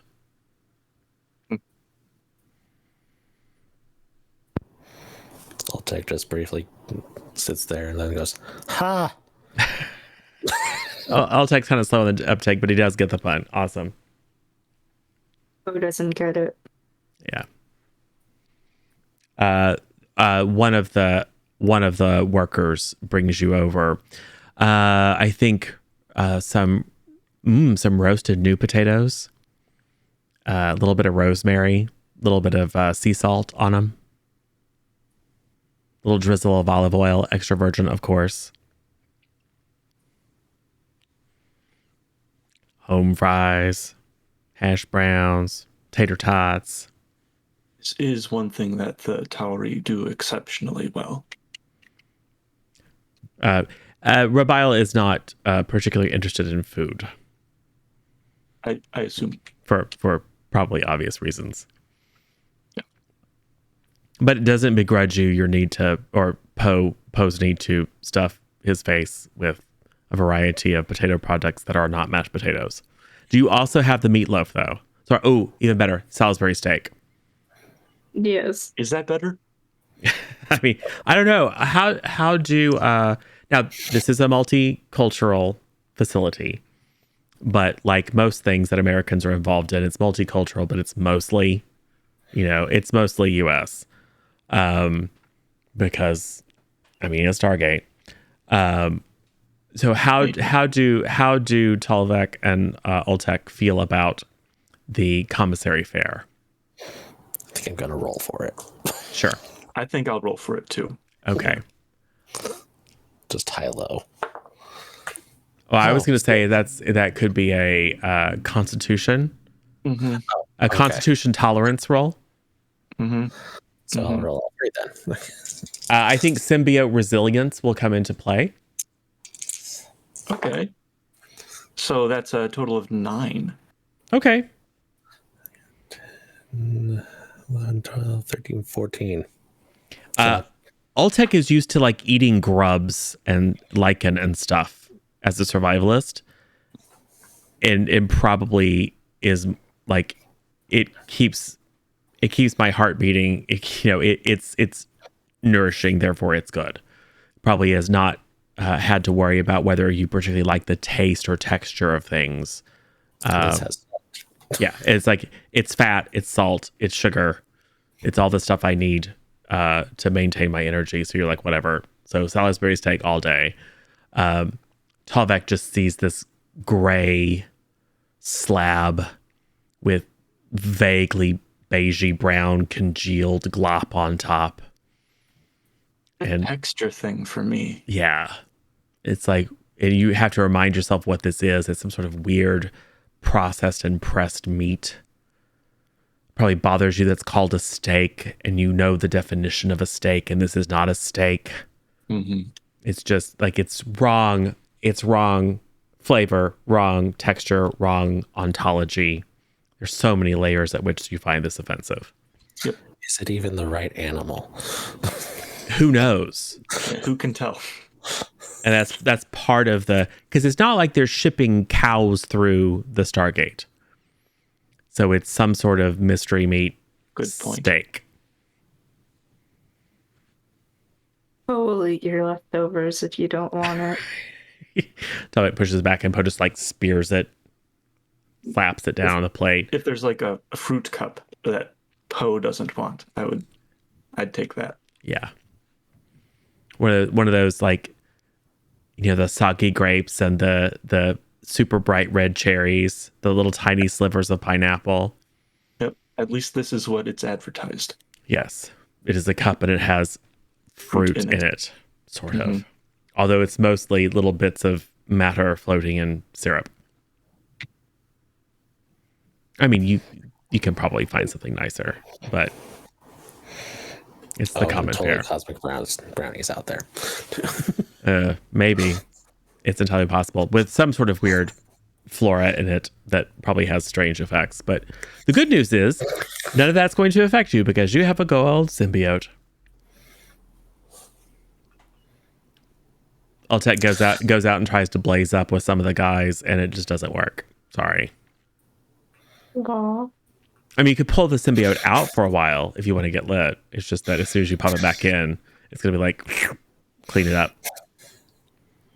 I feel like Talvek has an appreciation for Scotch, because the alcohol doesn't affect him. You just like the really gross flavor. It's like, it smells kind of like rubbing alcohol and wood varnish. Delicious. Like that's flavored vodkas. I have a negative bias towards booze. It smells like paint thinner to me. Like all of it. Cool. Doesn't drink. Well, that's good for Poe. I thought we decided that Poe liked vodka because it's made from potatoes. Ooh, good point. I don't know. Sure. Maybe Poe's a real lightweight, as a 260-pound meathead is like a super duper lightweight. That would be adorable. Yeah. So, yes, you know that you have some degree of discretion, or at least have the ability to make recommendations, particularly in a situation that has now gone from purely exploratory kind of, this is interesting, but not particularly important to one that now has a variety of potentially important diplomatic and security implications. Take that, Alpha Team. Yeah, well, yeah, someone, right. They come back and see the scorch marks on the ceiling. Yeah, and like, we missed it. Aw. Yes, the bros come back and are probably maybe a little bit, yeah, I heard you guys did a good job. Brought an alien unfriendly back here, and the base was attacked and completely unprepared and didn't share the intel. And now suddenly we're caught up in some sort of weird intergalactic struggle between weird ascended beings. Good job. I did warn them. Right. Five. Good job, Phoenix 5. They probably give one of you a swirly later tonight, but because they're very fratty. But someone is going to go back to the junkyard. It doesn't have to be you, however. I personally, I think that would be interesting, just to see. But this is only a limited run, It's so true. Well, let me. What would advance the plot the most? let's do a little bit of a montage, because there's going to be debriefs. So we can montage kind of what you learn over the next day or two. Great. To inform your decision making or your recommendation to General Ross about how best you can be utilized. So I think after your lovely Salisbury steak and fruit cup dinner, Jace will whisk off Rabiel and start debriefing him and having very nerdy conversations.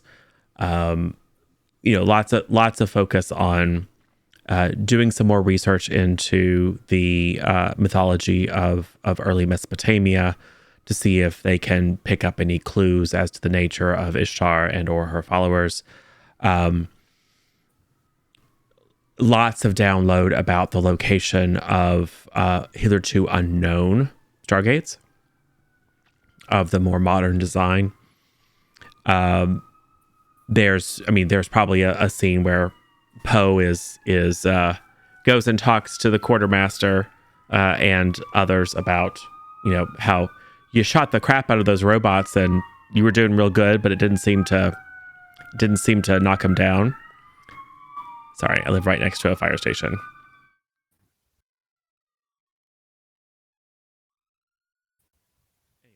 Yeah. Oh, you'd probably requisition some fancy new armor-piercing things or electric charge nonsense. The question is, there's one weapon that was only used to fire a warning shot, but that, like, if Poe complains about this or discusses with Ultech, I mean, you're fairly sure the staff weapon would have been significantly more effective against the robots. It is not, however, standard issue. So think about that situation. It might be important if you decide to go back to the junkyard. But in a briefing, we'll say the 2 days after you returned, 4 sites have been identified that were hitherto inaccessible, that they just weren't in the data. And there's a lot of the work has been there's an algorithm that calculates stellar drift from the time when the original Alterran network was created to today. And that has to be rewritten or revised because there's been less stellar drift because these new gates are significantly newer. And there are speculations about there may have been other limitations or other kind of parameters that help to determine where the gates were placed. And it looks like these newer gates may have different parameters. So there's been a lot of work by the lab coats to ingest the new information and find ways to integrate it into your current understanding of the network. But there are 4 initial options.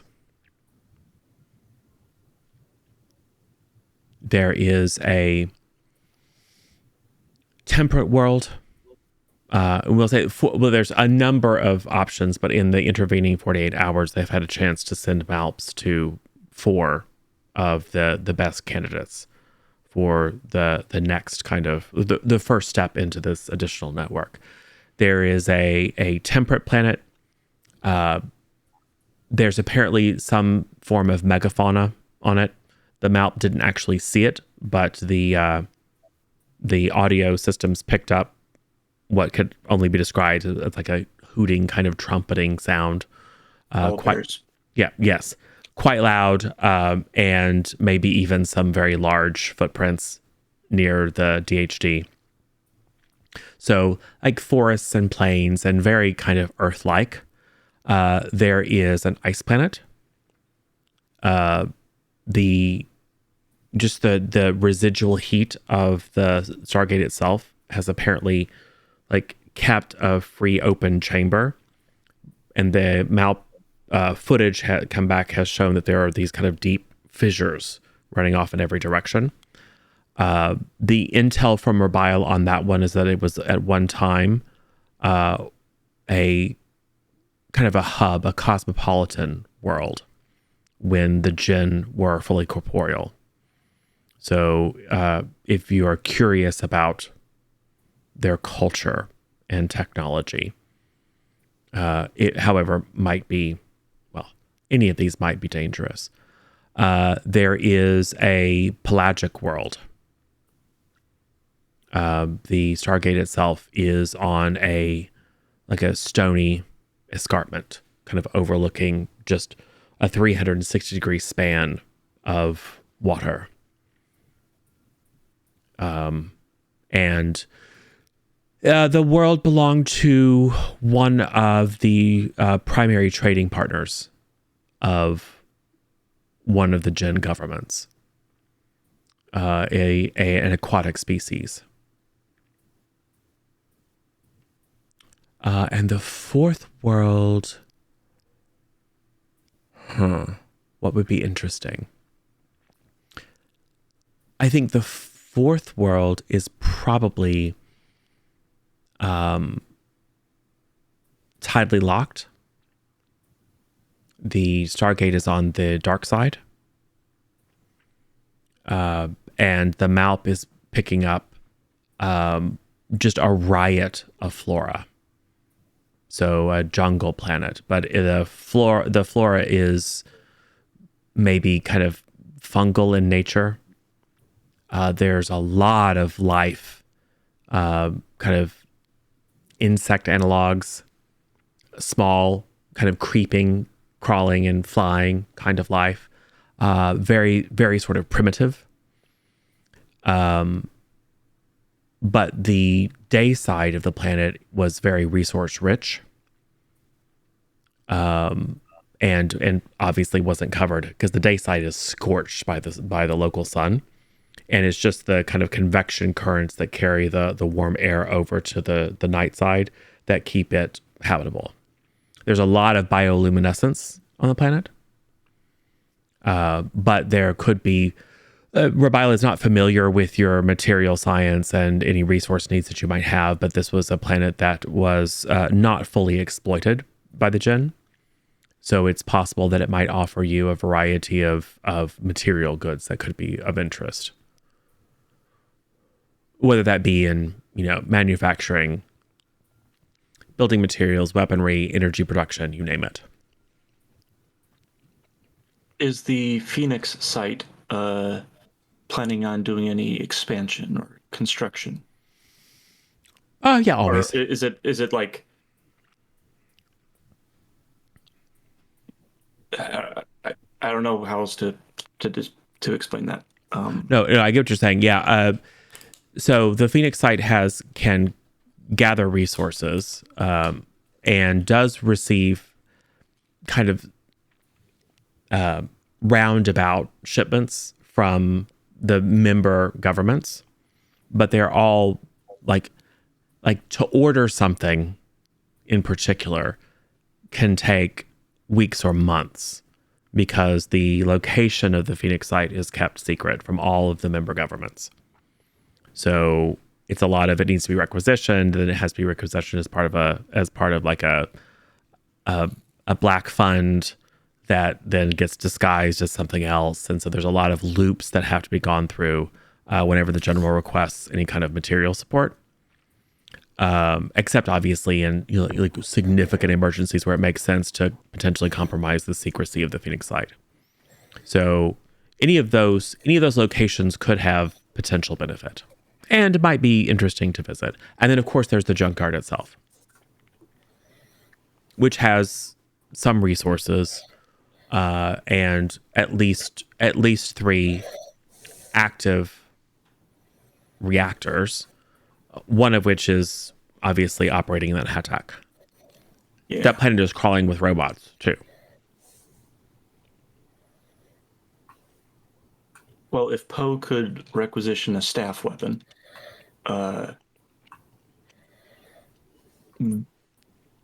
those reactors are known and would provide immediate benefit.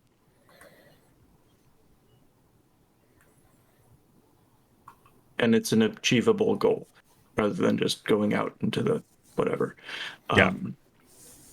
The pelagic world would probably be pretty tough, given that you need to find some way. If you wanted to learn more about that culture, you'd have to find some way of transporting a submarine there. I don't suppose that there's any puddle jumpers that we can take. The technology is known, but they are all currently assigned to Atlantis. You could Which is on Earth right now, right? I think so. It like landed in San Francisco Bay or something. Something like that. You could certainly requisition a couple. I don't think, however, that Phoenix. Well, let's see. Someone roll for it. It might be that there are a couple that are here.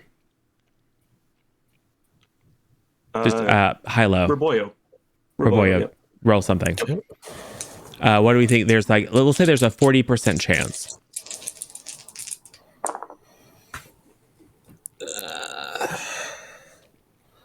See if I do 15. Yes, then. Because high is good, and whatever 15 is more than 60% of 18. So sure. In fact, there's 2. So that would be very helpful, potentially for any of the missions, but particularly for whichever of the teams winds up going to the water planet. Mm-hmm. So that opens up your options. So yes, you have an opportunity to influence your next assignment, in particular, whether you wish to return to the junkyard or take on one of the new planets. Well, I'm mostly security, so I'm just going wherever the team goes. But what do you, the player, think would be interesting? Do you care? I was kind of thinking the water planet. And Sin?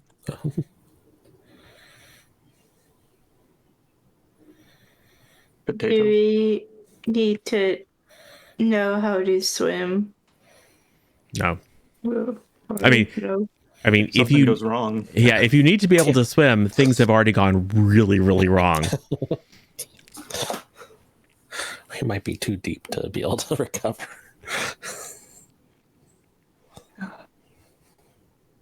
I think that would be interesting. Yeah. Okay, that's 2 votes for the water planet. Let's go. Cool. So you put dibs in on the water planet, and after some grumbling, I think because as word gets out, it just kind of filters through the grapevine that, the mount footage has come back, and the first that the promise that Revile made about showing new worlds and opening up a new front of exploration. You know, folks are getting excited. A lot of what the Phoenix teams do is further exploration of known places and out of the way kind of corners, and then kind of diplomatic and trade kind of stuff, all a little bit on the down low. It's been a while since there was this promise of like a whole lot of brand new worlds. And there are a number of worlds that the Phoenix site teams just won't go to for risk of exposure. Like places where SG teams are known, because you don't want to have to explain to people that Stargate Command has made close contact with. Yeah, hey, in case, you know, one of the SG teams shows up, don't mention that we were here, because certainly not all of the SG team members are cleared to know of even the existence of the Phoenix site. So this is a new angle of exploration where you're not quite as constrained on where you can go, because you're definitely not going to run into one of them in any of these newer gates. So you discuss it as a team and decide to go to the pelagic world, and are able to requisition a puddle jumper. Who's good at flying things? I got a good piloting. Yeah. So someone actually has a dexterity piloting, almost as if that this was something that was considered as a potential eventuality. Oh my gosh. Yep. So what do you do to prepare?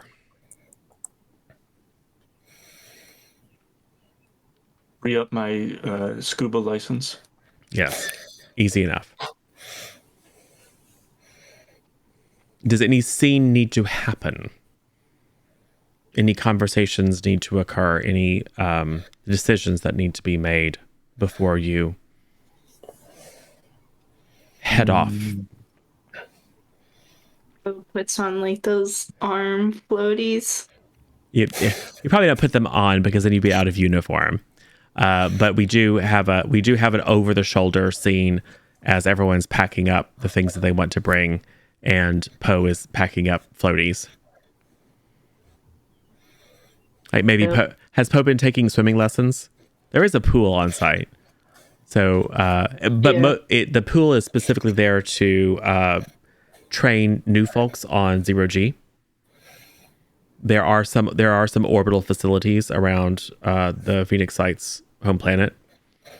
So new recruits who haven't ever done spacewalks before will often train in the pool. So we see some folks like constructing and like, you know, going through exercises to repair a satellite or whatever. You know, using a manipulator arm underneath the water. It's quite deep. It's a big cylindrical pool. It's not like a Olympic sized swimming pool. So there's people down at the bottom working away, and over the intercom, providing some instruction and training to new recruits. Meanwhile, at the top, Poe is sitting there in floaties, kind of paddling around. Yeah.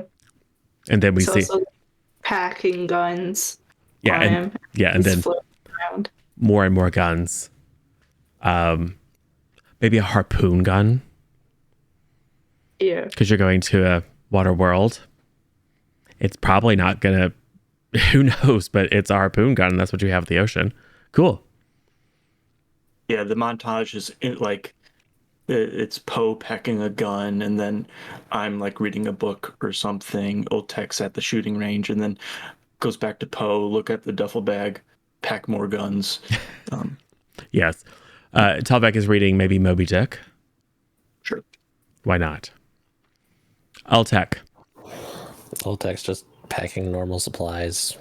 I mean, assuming we're going to be in the water, probably packs like, well, I'm guessing the subs probably will have flippers and so forth, but Tech will pack a set of flippers for himself, and Yes. So you will suit and yeah. You'll have basically encounter suits.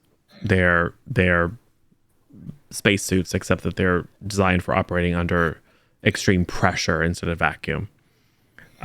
So in case you need to actually exit the puddle jumper, which is a process of erecting a force field and then flooding the loading bay, and then because there's not like a moon pool or anything like that in the puddle jumper, but they are capable of operating at significant depth, not enormous depth, but it should give you at least the ability to do a survey. And there are, at least according to what Little Robile remembers, there are some land masses. There's just not like significant. It's 95% ocean coverage. And he also packs one of those like collars that you press a button and it becomes a helmet. Yeah, no, that's exactly it. These are relatively advanced technology. So they're a suit that you can wear around. You're not hugely constrained, but then either automatically detecting a change in pressure or the presence of a non-breathable atmosphere, or manually you can activate it and you're in a sealed system. All right, well, Ultec, you guys load up all your stuff. You climb into the puddle jumper. Ultec, you're going to need to maneuver the puddle jumper successfully through the Stargate and not crash into it and break everything and explode a significant portion of the Phoenix site. It's fine. Well, the good news is that Villain just dropped a major boon, so at least we have that in our pocket in case bad things happen. And you do have determination to spend if you need it. Ooh, let's see. 6, 8, 9, 10, 11, 12. Would 12 do it? I might need to reroll. I would say you think that 12 isn't going to result in cataclysm. But it's probably going to scratch up the Stargate a little bit, or at least our. It's just, hey, it's a question. How important is it to Ultec that you display a high degree of competency? Yeah. Is it boon worthy? I think it's going to be boon worthy. Okay. And now you reroll 1 and get a 1. It's worse. And then we do explode. I actually think of rerolling 2. Is that I can do for just you can reroll up to all of them for a major boon. Okay. We do have minors too, which will just add 1 to the roll. Okay. Yeah. Well, as much as I would like to take that, I just dropped the dice. So. Okay, it's better. 10, 11, 12 plus 13, 14, 15. That is significantly better. It's only the score is not that much higher, but that's the difference between and okay. It's you are not skilled or experienced in using puddle jumpers, and some of it is that you're not dumb, but you are not a geneticist. And the fact that you have to be inoculated with gene therapy to be able to operate this vehicle is probably, I'm going to guess and say that Ultec is maybe a little bit superstitious, given that you kind of lived on the fringes by yourself for a while and maybe not quite understanding how gene therapy works, or a little bit about it. Whether or not it actually works with a symbiote. Well, the good news is it's not a toxin. It's not an injury. It's not a pathogen that your symbiote can filter out.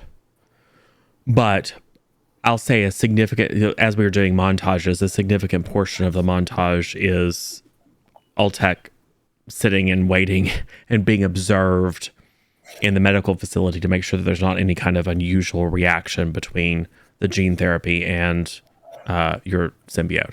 But it's an infant. Its primary goal is to keep itself alive, and it apparently doesn't register the subtle alteration of your genes as a significant enough threat for it to respond. So, that's a great source for future complications, but for now, for now, Ultec is just like, I'm fine. I just have different genes now. It's one little tiny edit. It's no big deal. So yes, and then just a crash course in navigating this thing, which is very responsive to kind of like your wishes. It's not like anything you've flown before, which is much more about like physically commanding it. This is more about focusing your mind and your intention. So ancient technology is weird. But you do. You lift off. It's not perfect. It's not practice, but you don't scratch the paint.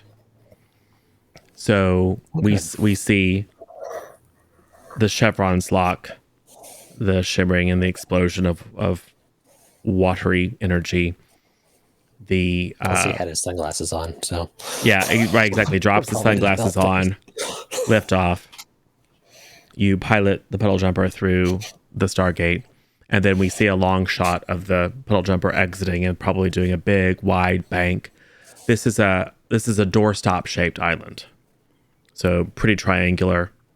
The Stargate itself is just set on, like, actually relatively near the edge. This may have been a larger bit of land in the past, but over, maybe 100,000, 200,000 years has become eroded. At some point, eventually, the Stargate is going to crash into the ocean as the cliff that it's sitting on is eroded, but it appears to be some sort of very dark, like basaltic rock. It's very, very hard.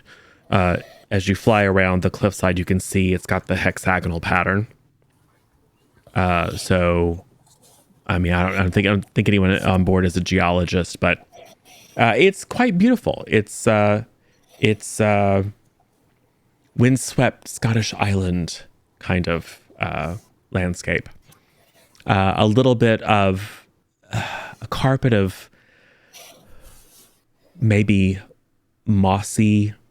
It's not grass. It doesn't flow in the wind, but there is some sort of plant cover, kind of just like clinging on to the bare rock. It looks very Arctic, but the temperatures that you're reading outside are actually quite warm. So 85 degrees Fahrenheit, obviously very humid, strong winds. But as you probably have been briefed, the terrestrial life on the planet is pretty primitive, just because there's not much land for it to diversify onto. I think the puddle jumpers have some sort of decent sensors. You probably are picking up, however, really robust oceanic ecosystems. Like huge algal mats, hundreds and hundreds of square kilometers just covered with big floating mats and all kinds of micro and macro organisms that kind of treat that as a mini ecosystem. Some very, very large creatures, like maybe just for cinematic effect as you bank around, something breaches from the depths, and snatches something that was some other creature that was floating near the surface, snatches it out. Think like whale, but twice as big with tentacles. Big spray of water, maybe some blood and ichor. It seems a little dangerous and foreboding, but oh well. What are you gonna do? Are there any energy signatures that we're picking up? This used to be a place where the Jinn had like a diplomatic contact with another. This was a trading partner. Trading the partner. Jinn, who were quite technologically advanced.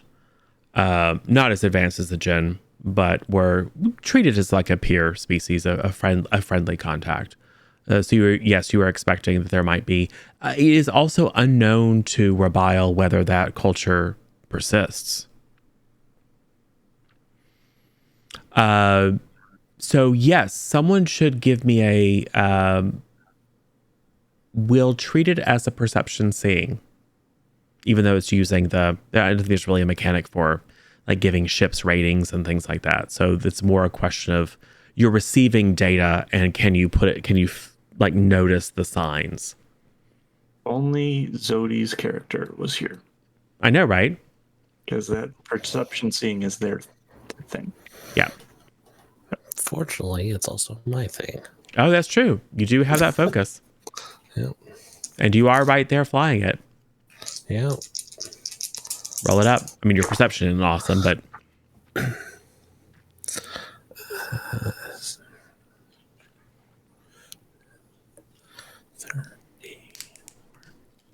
16. oh yeah, that's really good. You do a loop around. Do you want to land the ship and look around, or are you just gonna like, are you kind of beelining it out, like picking a direction and flying out over the ocean?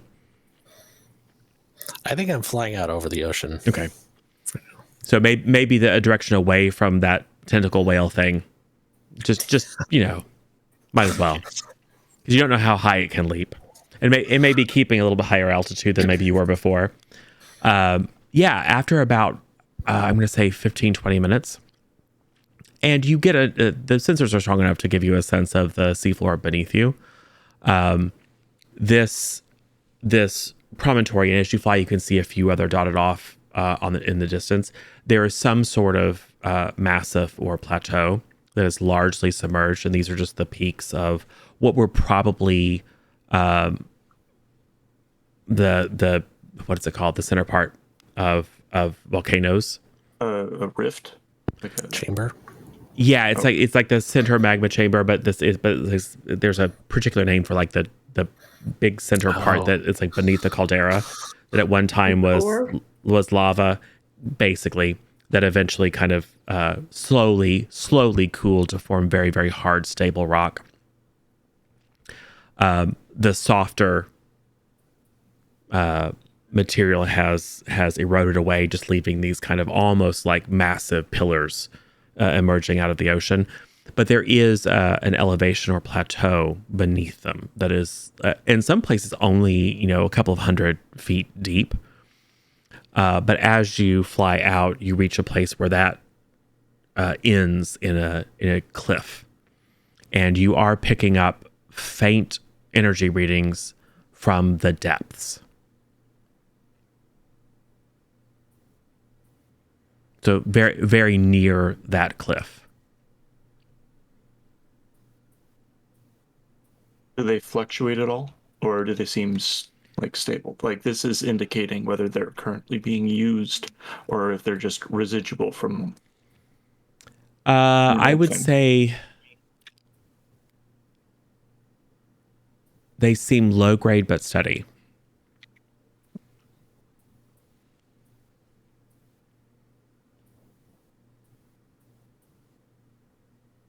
Well, there's an energy reading over here. Starts flying towards it.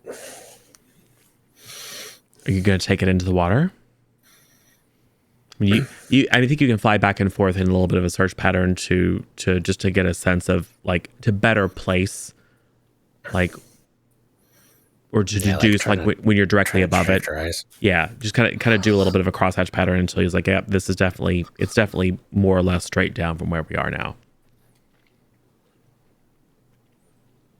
These puddle jumpers are submersible, right? Yes. Okay. Up to a certain depth. It's like, no, you have to, it does float though, so you can land it on the water and then just dive in and swim. No, you would die. Yes, they are submersible. So, shaking it down. I would think I'm going to take it down, yeah. Well, roll that dexterity piloting again. Whee! It's a chance for it to all to go horribly, horribly wrong. Yep. Going way too fast and hit the water like it's concrete. Yes. I mean, it has a force field and stuff, but still. It'll be fine. We won't. Yeah, you guys get jellified on the inside. It's not damaged. So I got 14, but I got a double. Ooh. How many set points did you generate?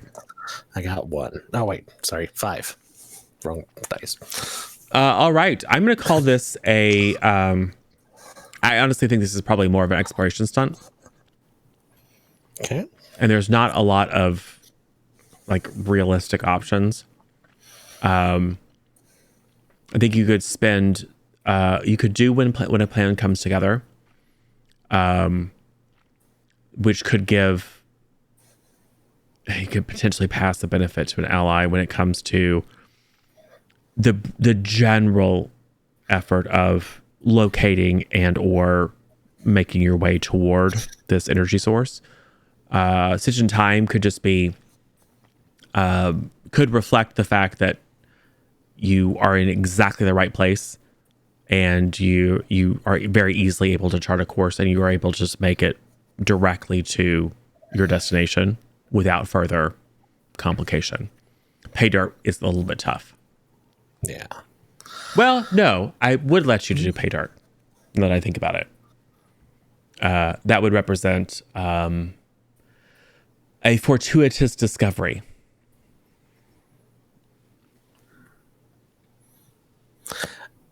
I think a Stitch in Time probably sounds more likely Okay. for this. Yep. So you And good. and I guess I have to assign amount for it. But Yep. yeah, so let's just assign like 4 or well, heck, let's just do all 5. Cool.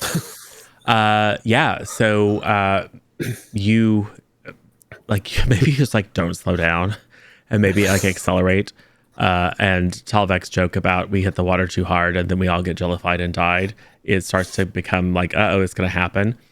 But you actually did pay attention when you were being taught about the way these things operate, and you know that there's the Stargate version of inertial dampeners, which I think they just call inertial dampeners, and a force field and things like that. So you just like slice into the water, and once you breach the surface, accelerate further because you understand the tolerance of this thing and operating under the water. So it is much more direct and hot roddy than perhaps Talbek and Poe were expecting.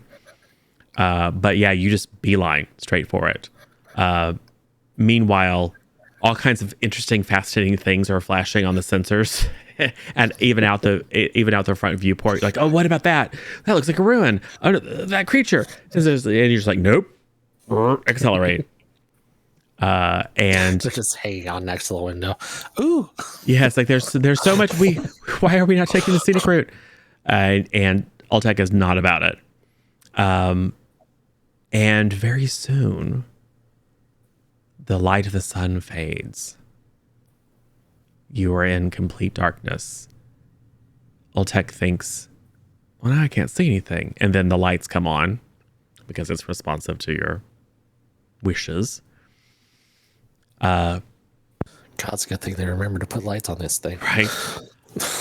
A pullback scene, we just see like almost vertically going down this little kind of wedge-shaped cylinder, cutting very quickly through the water, leaving a trail behind it, casting its very, very powerful beams. But at a distance, it looks like a little toy submarine going down in the vastness of the ocean.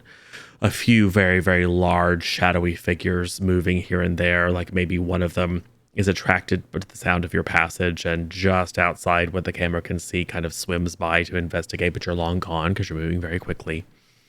And perhaps because you have the lights on, you are much closer than you might otherwise have been when you realize there's also a source of light coming from below.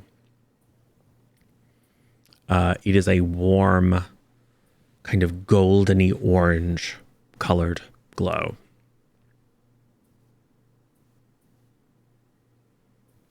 Not quite close enough. And it is in the general location of the source of the energy reading that you had picked up, which has gotten, your reading of it has gotten stronger and clearer, but it is, your initial impression that it was low grade and constant is confirmed.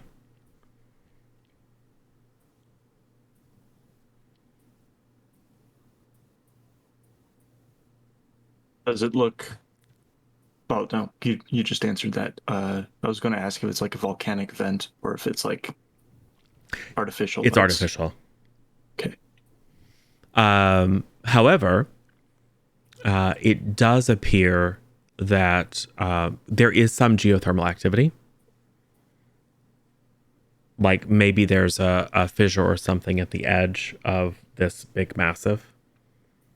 Or maybe that's at the edge of a tectonic plate, because you are picking up heat sources and higher than previously noticed concentration of like heavy metals in the water.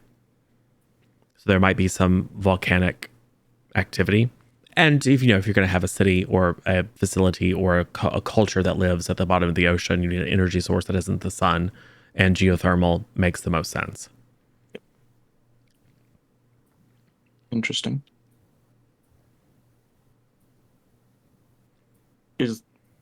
Are we picking up any sort of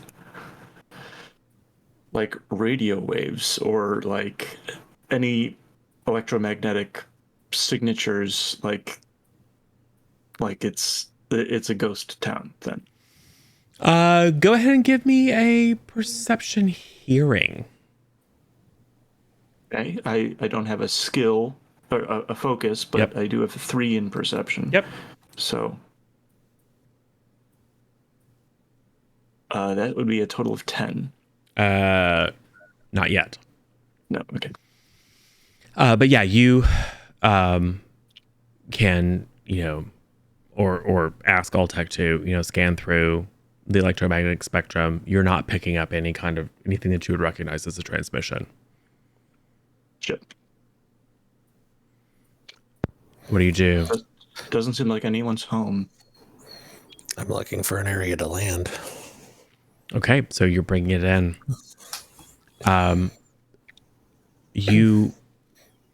You level out a bit because you're approaching the seafloor, and so the light plays across the seafloor.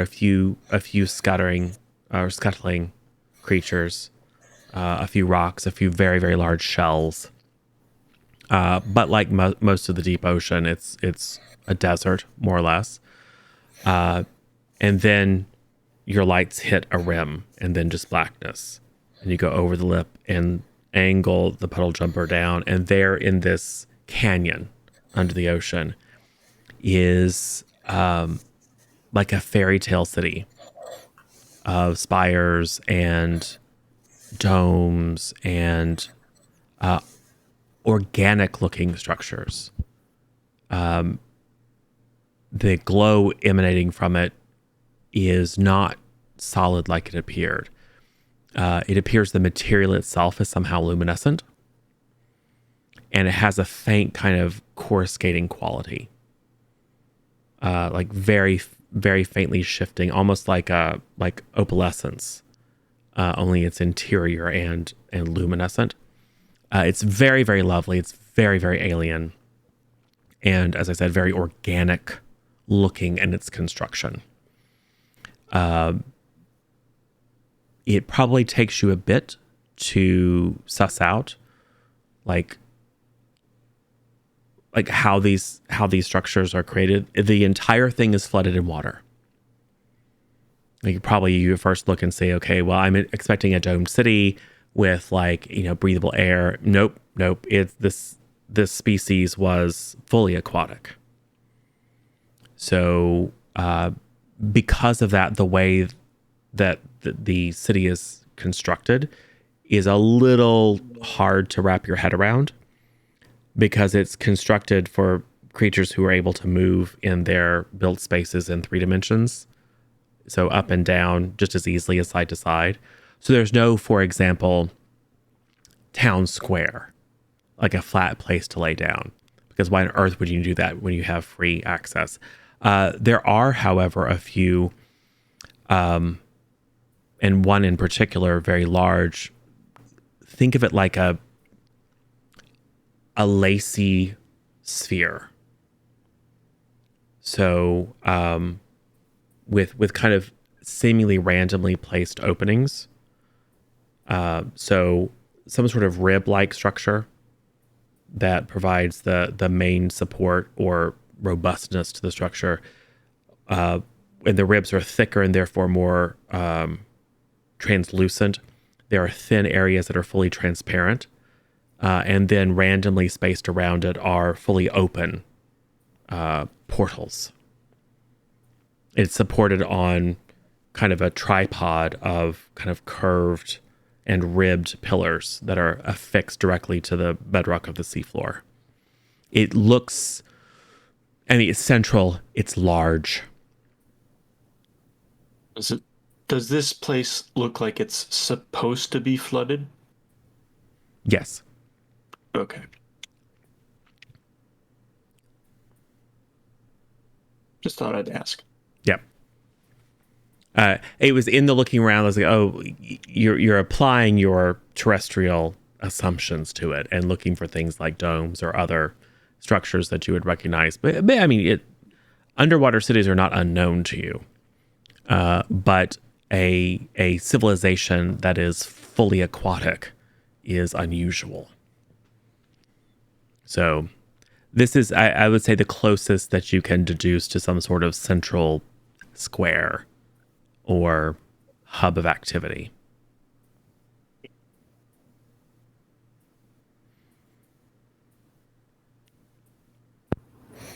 Ultek grabs a camera, takes a picture, and says, "Okay, time to go home." No, Yeah, done. no, I think I'm gonna bring it in for landing if I can find a spot. Yeah, the openings into the central sphere are large enough for the puddle jumper to enter, not by a lot. There is, however, at the top, a much larger opening, like much larger, like maybe a full, like what would that be? I can't think of what the math would be, but a significant portion of the top is open to the water. It's all open to the water. But so you can go in one of the various different entrances, or you can just kind of lower yourself down to the top. Well, which way do you think we should go? We should use the front door, I assume. Which would be the top door? Top door, Got it. probably. Very well. All right. So you position. I'm not going to make you roll for it because you're not going through the small ones. You position yourself. Now it's apparent to everyone. No roll needed. There's a thrumming, a rhythmic kind of thrumming that you're feeling. You're not exactly hearing it, but you're feeling it through the hull of the puddle jumper. Okay. Do you think we should make ourselves known just in case? We don't want to surprise anyone. Probably a good idea. They haven't fired upon us, so. So, like, before we land, like, we keep the engines running, ready to make a quick getaway if things turn. I'd like to make like a full spectrum radio blast, like just announcing ourselves, like, we're here, we come in peace, we are explorers. If anyone is home, we would like to make your acquaintance. Awesome. You do. Nothing appears to happen. Are there speakers on the puddle hopper? Yeah, there's a communication system. No, like external speakers. Yeah. Like, okay, so if so, you know, in like sci-fi videos, movies, or whatever, like I know it's a different fandom, but like Star Trek. I mean, Star Trek exists in the Stargate universe, and Poe would know it very well. Talbek might not, but It Poe for sure would. exists as fiction in Yeah. the Yeah. Stargate universe. Yeah. There's also crossover comics, but that's a whole other situation. So like, I can't remember which Star Trek movie it was, but the spaceship blasts like Oh, rock the, music. one of the new ones. Yeah. The second of the new ones. The hive mentality thing. Into Darkness. Yeah. So can Poe do that? So you want to load up the 8-track in the puddle jumper with so we don't Beastie completely. Boys. Well, I was gonna say No. since we don't want to copy Star Trek entirely, like Limp Bizkit or something, Oh, okay. Yeah, that's better. and you want to blast it out. Yeah. Yeah. I mean, sure, that happens. A giant creature comes and eats you. Who knows? Oh, actually, no. So that happens. And I think there's probably a little bit of debate, but it's like, well, you know, it's definitely a reasonable hypothesis, and maybe Tolvec and Ultek are kind of like, oh, that's right. Sound carries remarkably well. All sorts of megafauna or pelagic megafauna communicate over vast distances with sound, specifically subsound. So, I mean, maybe that's a different thing, and we might as well play them some music. So you do. The camera cuts back and it cuts first to your disappointed faces when nothing happens, and then cuts back to one of these like even more massive tentacle whale creatures. Like the one that you saw breaching at the surface was a baby. This thing is like as big as the Empire State Building, and it was hanging above you with the tentacles just starting to reach towards you to pull you into its toothy maw. But as soon as Limp Bizkit started playing, it scared it off. So you have avoided disaster accidentally. Our savior Limp Bizkit. You will never know. No taste. Yes, you will never know. But that is now a fact. But yeah, no. But perhaps since you were choosing to communicate sonically, and you asked about if there are microphones and speakers, having failed to detect anything in the electromagnetic spectrum, you might take a look at the sound that you're feeling through the hull. It is a subsonic pulse. It is highly modulated. It is a repeated signal or message. Is it Morse code? It is not, because they are aliens. Can our system figure out what it is? Someone propose a roll. Your systems can certainly pick it up. It's really, can you be creative enough to try to decode it? If only Jace were here. Yeah. Intelligence, ancient tech. No. I don't think so.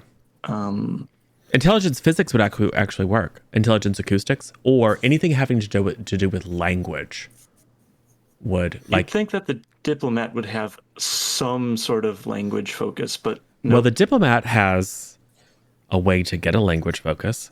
That's right. I forgot. Yeah. Okay. Sure.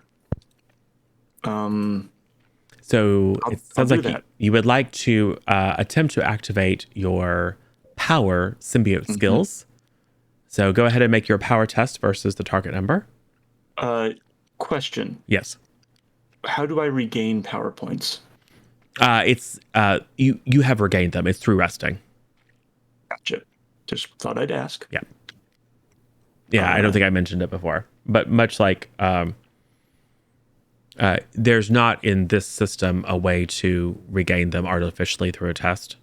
But you can just like basically take a breather, have a cup of tea and a biscuit, and get a few back, and then over time, like if you sleep, you'll get them all back. Cool. Okay, so it's 3d6 plus 4 versus target number 9. Yeah. So not hard to activate. 11, so barely, So you did. but I did. And you spend 2 power points. 2 power points. And I gain a temporary focus relevant to this. Yes. which I think is going to be linguistics. Linguistics. Okay. Would that be communication linguistics or intelligence linguistics? Communication. Cool. So that means I get a whopping +6 to this roll.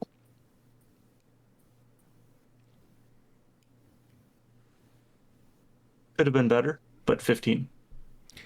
Cool. It is a short message. You don't have a large enough sample to try to like decode the language.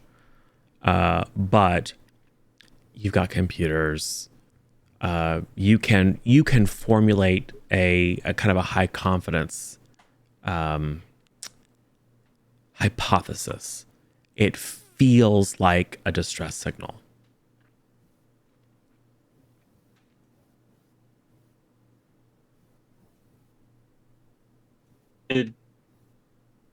Is it like we happened upon this, or did this start as we got in proximity?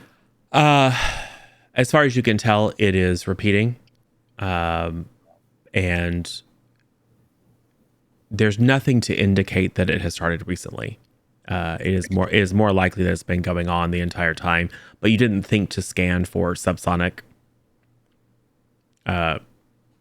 transmissions because you were terrestrial bias looking at radio waves. So it's likely that it just has been on this entire time. And it really took getting very close to the source, close enough that it started to actually resonate with the hull of the pedal jumper before you're like, oh wait, there's something there. You suspect that to a creature that was attuned to hearing, this would be very, very loud, which is probably the cue to you that this is not some sort of like welcome, because it's a blaring klaxon, as like specifically up close like this.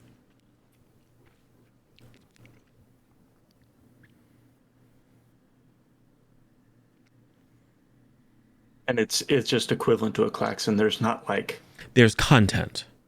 There's content, Yeah, but we're unable to decode it. It's there's not enough of a sample to like turn that into words, but just based on the repeating nature, the volume, the brevity of the message, you can't prove it, but your best guess is that it's some sort of alarm or distress signal.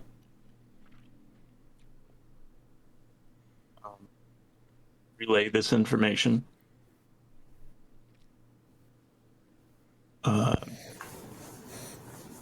If possible, we should try to figure out more of the language before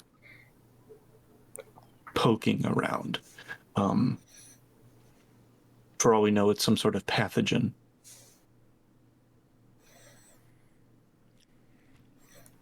And the thing says you have to actually leave the ship. Or maybe the distress signal is about those squid creatures. Could be.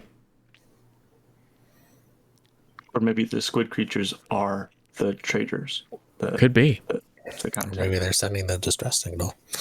It appears to be emanating from a structure that is near the base of this sphere.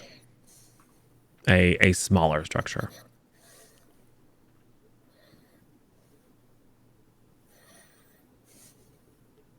Well, since we're closer, are there any like power signatures that we can hone in on? Like, is that a thing we can do? Yep. Easy enough. So there's a low level of power running through many of the buildings here. You're not picking up wiring. It appears to like there's some sort of power generation and transmission equipment, for lack of a better word, that appears to be like bored into the rock. So beneath the visible surface of the city. And whatever material the structures appear to be made of looks to conduct that energy. You're not detecting conduits or any other kind of trappings of technology. But at the same time, it is probably very sophisticated technology. but the material itself seems to be able to conduct the power, and probably to some extent, like A naquita alloy, perhaps. it's not though. Okay. It is. You're not sure what, but it is a silicon matrix. It probably actually is organic. It's like silicon matrix with all kinds of organic inclusions. The material itself is some sort of like organic conductor / battery. And maybe there are a few areas like kind of around the interior equator of the sphere where there are little like concentrations of light, like light emission, and you're not detecting any kind of differentiation. It's not like this someone actually built a light and stuck it on the structure. It's like that portion of the structure has been tuned to emit light. Cool. And it's quite possible that any part of the structure could be programmed or designed to do that. Is there any kind of carvings or anything that I can see?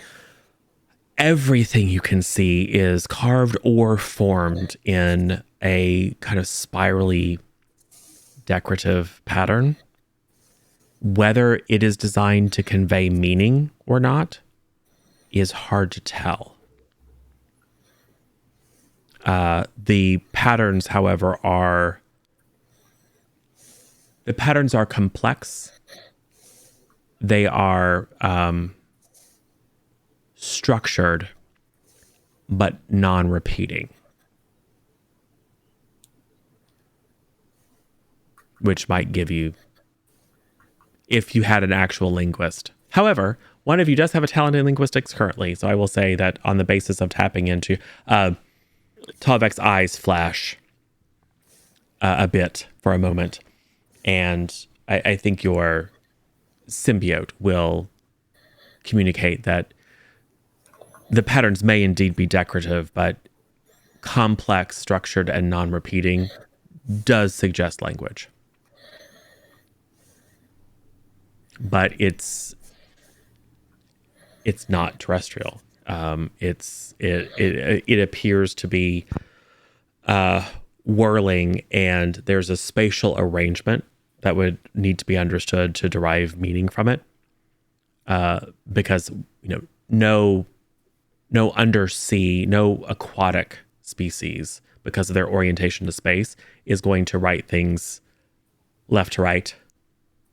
It's also entirely possible, if not likely, that these carvings are less about visual appearance and more about how they might refract sound differently. Resonance. Resonance and refraction. Like if you were to put a sonar ping on this, you might be able to get back a lot of information. Think of it as like the grooves in like a traditional vinyl record. Yeah, except made out of like coral. Made out of some sort of silicate organic hybrid, potentially grown substance. Cool. Could we try to ping sonar thing? Yeah. Like recalibrate the microphone to emit like a subsonic burst.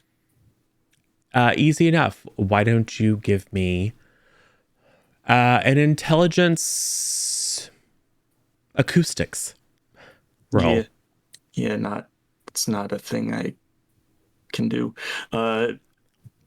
Do well anyways. So I'm just you can roll. do it well. You just can't do it 2 points better because you don't have the focus. Well, I can't do it 4 points better because my intelligence is just 2. Well, but the focus would only give you 2 points. Yeah, but if we had a scientist. If you had an acoustic engineer, this would be a walk in the park. Mm-hmm. Unless they were a dummy, in which case it wouldn't matter. Yeah. Let's see what I get. Not bad. 16. 16's with doubles. 16's real good. Doubles and six stunt points. 6 stunt points. This is going to be an investigation stunt. Okay. So you choose how you want those 6, how you want to spend those 6 points. Down the rabbit hole, because we're actively searching for new information, like getting information about this, like trying to read it, for example. So maybe it unlocks another way for us to interpret other With things. 6 points, could I suggest breakthrough? Because I think that will get you what you want, but better, and you can afford it. Okay. I don't understand how getting proof is going to help. But if you think that's the Well, right course. the question is this language? Oh, okay, yeah. And down the rabbit hole would give you a brand new lead, whereas a breakthrough would give you incontrovertible proof. Okay. It's also worth Fair. more, therefore generally better, although some of these are situational. I think in this case, what you're actually looking for is a breakthrough, not a, oh, that's cool. Oh, there's something else over here that it leads to. So yeah, you spend probably 15 minutes, and my guess is that Poe pulls out some potato chips, maybe some potato straws, or some other potato related snack to nosh. Chocolate. Or chocolate, which is not made with potatoes. Chocolate potatoes? Chocolate covered potatoes. Gross. Chocolate covered potato chips. Crunchy. So Talvek is nerding out playing amateur scientist. Poe Eyes are is glowing yes. bright. Poe, and the voice is that kind of processed, distorted situation, which I'm sure makes Altek as a Jaffa feel lovely. And maybe it's that. Maybe it's the fact that you are underneath, like you don't know what the pressure is outside, but you're in a hazardous situation. You have seen sea monsters, and you're now floating here in space in this alien environment. I think that all of Altek's spidey sense is probably going haywire. Like, especially you're a big, bright target, and you're probably very aware of that fact. So maybe there's a little bit of sense of urgency, but it takes about 15 minutes. But Talvek is not only able to, with Altek's help, calibrate the kind of the impromptu sonar situation, but to also, just on the basis of the clarity of the return, to kind of through trial and error tune it. Like you're getting back interference waves, but there's a lot of jumble and noise in them. But as you tune the frequency of your sonar pulse, you can see that those waves kind of converge or diverge, get like much more clearly defined or much more weak. And just through kind of trial and error over 15 minutes tuning it, you reach a point where it's almost like multiple sonar images that had kind of been drifting closer and closer into alignment suddenly snap into alignment. And you receive it's almost like a 3-dimensional map, because this is not just binary peak trough, it's amplitude of each. And the computer is able to render it as like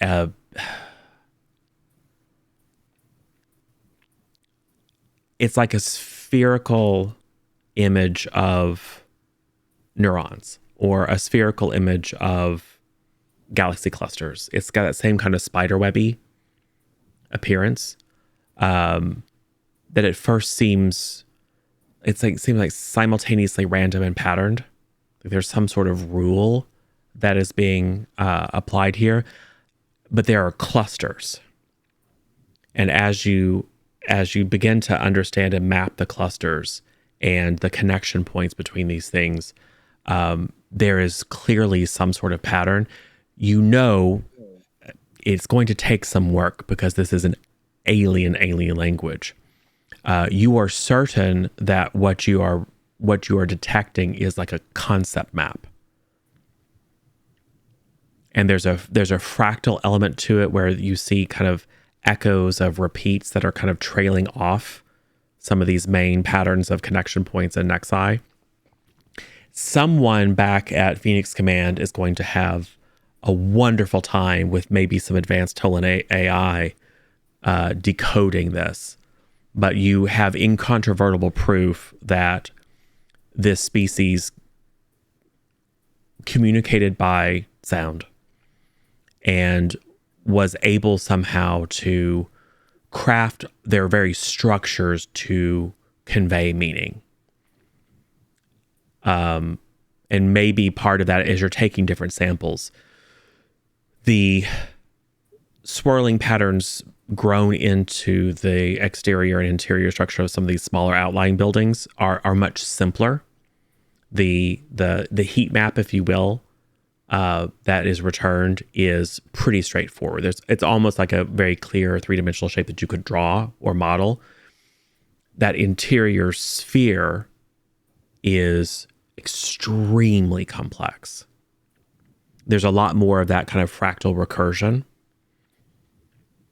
Gives you a sense that it is culturally, religiously, philosophically important. It's whatever meaning is there is more nuanced. Whatever story it's telling is longer and more complicated with multiple layers.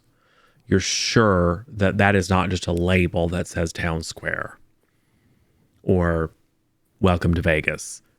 It's like the Sistine Chapel isn't just right a building. There's like meaning to all the... Yeah, there's the visual appearance, there's the allegory, there's the cultural context, etc. And all of that is present in the sound that comes back when you bounce a ping off of the surfaces. Really cool. And it's organic. Yeah. You're certain this was somehow grown. Okay. Versus so manufactured. It's not like wood is organic and we build stuff out of wood. It's like this is a tree. Yeah. Okay. Or I think a coral is probably a apt analogy. Right. I was just using the wood analogy to further that, but yeah, cool.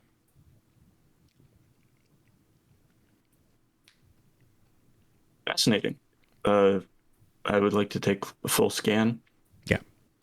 Just document as much as I can, get as much information here as possible, and using that knowledge of like how this acoustic linguistic structure exists to try to decipher what the distress signal is saying. Yep. Sure. The three-dimensional concept map that you can now, I think you can now process that signal and turn it into a three-dimensional concept map. So basically visualize it. It's like a spiky star. It's like a little bright kind of nexus, and then just these spikes. It is it's an alarming shape. It's a dangerous looking shape. Like if you saw that physical object, you'd be like, that's gonna poke me, and it just atavistically you respond to like, Does it remind us of the points of light that turned into the pillars of flame? Not particularly. Okay. It's three-dimensional. It's not a ring. It's literally like here's a thing, pay attention to it, and then spikes shoot out like they're gonna poke your eyes out. Gotcha. It's if you could 3D model something and just say, I just want a shape that looks threatening and dangerous and pokey and spiky, this is what I would draw. Okay. And there's some other context being conveyed, but not a lot. Whatever this message is not terribly complex. If you had to guess, and this is just a guess, it's something equivalent to danger flee or get away, bad thing. It doesn't like ascribe a label to the danger. No. It's just At least not that you can decipher. Yeah. Gotcha. Cool.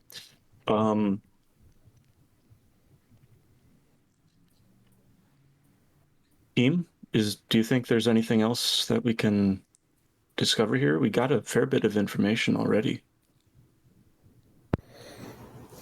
Yeah, I mean, there's nothing pointing to a certain location, right? There's the energy signature, but that's kind of means we'd have to get out. There's that. You also haven't.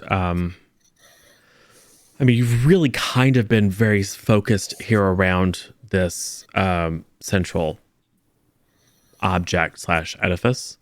There are a variety of what you haven't seen in any of your surveys or anything that you would characterize as a dwelling. Under the assumption that any species is going to look to control its environment for comfort and safety, and especially since this is open to the ocean and there are known massive predators out there, your scans show kind of spirally, almost reminiscent of shells. I wouldn't call them fortified, but they're secure. They have fewer openings. The openings are more they're at a smaller scale. Think of it like a downtown with a residential district. There are these like pockets or accretions in 3D, these kind of like globular structures that, at least based on your readings, have a variety of interior cells with passageways connecting them.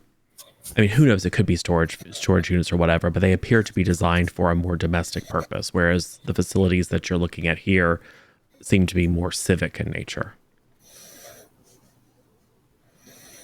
So are you satisfied for us to land and go search for this signal? I don't want to, but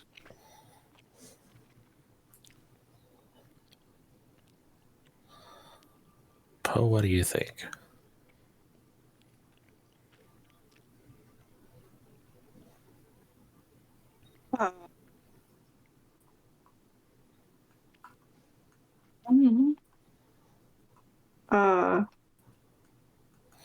You want to put all that swimming knowledge to use? Put on your floaties, Sure. then immediately get the bends from bobbing up to the surface. Sure. I don't know. Could go exploring. Make sure none of those whale like tentacle creature things. That's what that was. I don't know. Yeah.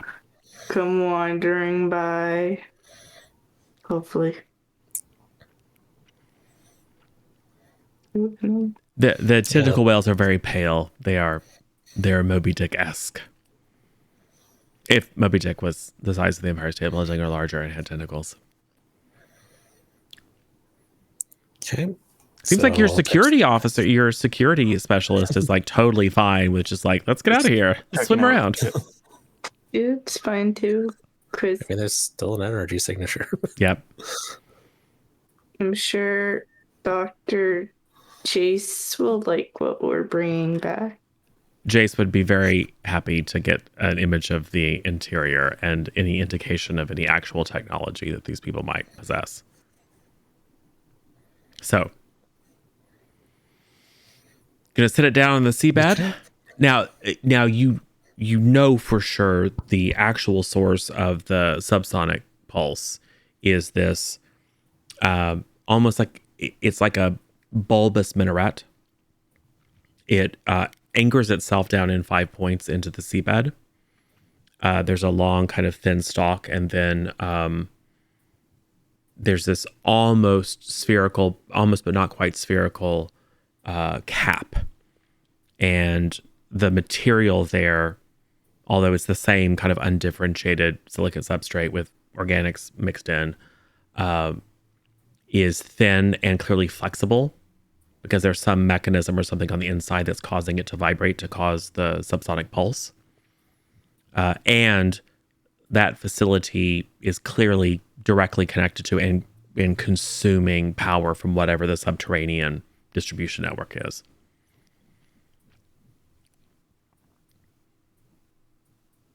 Well, I don't want to make any decisions without the security officers go ahead. So what is your recommendation? Well, to be honest, let me check some things. You're all great. You're all super athletic. I'm sure you can swim really well. Yeah, I'm just checking to see whether or not my character would actually be like, okay, let's go. That's your decision. Yeah. I'm not really set up to be a leader on this whole thing. So, But you do have accountability to keep everyone safe, but also to accomplish the mission. So it's a call as to whether Alltech thinks it's an acceptable risk. yeah, I mean, nothing is shot at us. So I would say if you want to go explore the energy signature, then What could go let's wrong? do it. Yeah. Okay. What could go wrong? We've got our staffs. Cool. So you bring it down. We don't know what happens when you fire a staff weapon under the water. It probably just creates a superheated ball of water right at the tip that then immediately washes over you and cooks you, but we'll see. Pull it down. Having a toaster in the bath. Yes. There's a little bit of silt that kicks up, but not enough to fully obscure your vision. You pull it down, erect the force field, open the cargo compartment. I'm sure pulling everything out of there so it doesn't immediately get sucked out or washed out when you flood it. And there you are. You're just like, you're standing on this side. It's a little bit cramped because you're in the cockpit area. And then there's a force field. And then there's just like open, there's a little bit of cargo bay and then just like open water. You can see a little bit of the seabed just in the reflection off of the silt you kicked up. But it's pretty dark down here with the exception of the little bit of glow that you can see from some of the structures. But your suits have lights on them. You're fine. Totally cool. So we have you guys going with 2 staff weapons. Talvek, are you going to take a weapon? Pistol. Yeah, just that. That. Yeah. It probably can operate underwater. Poe also said that they were bringing a harpoon gun. Yeah. Possibly. I don't want to say what they're bringing, but I'm just I mean, I think we mentioned it. Yeah. Yeah. Okay. Your semi-automatic assault rifles are not going to function. And grenades are an interesting question. They might. Interesting little bubble that goes. Yep. So armed with a harpoon gun and a staff weapon, Zat. You step through the membrane and then find yourself kind of not entirely floating freely, but the suits are close to neutrally buoyant. So it's moonwalk style. So maybe the effective gravity is 1/5. So a little bit of a bounding. It's relatively easy to just kind of dog paddle swim if you need to. You exit, and there, not far away, is the minaret style structure.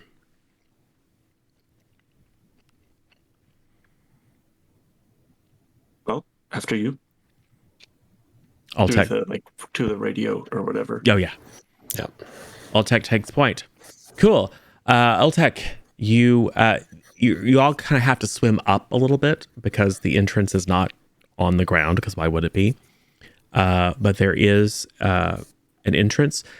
This, as you swim forward, is the first damage that you've seen. Or maybe it's just corrosion, but the opening in the exterior shell of this structure is irregular, almost as if part of it has been eaten away, or you would say scraped away, but you can't see any like marks in it. But nothing here is necessarily super symmetrical, but all the structure looks purposeful. And there's just an ugliness and asymmetry to this opening that strikes you as odd. Make your way in. Go ahead and give me a perception seeing. Okay.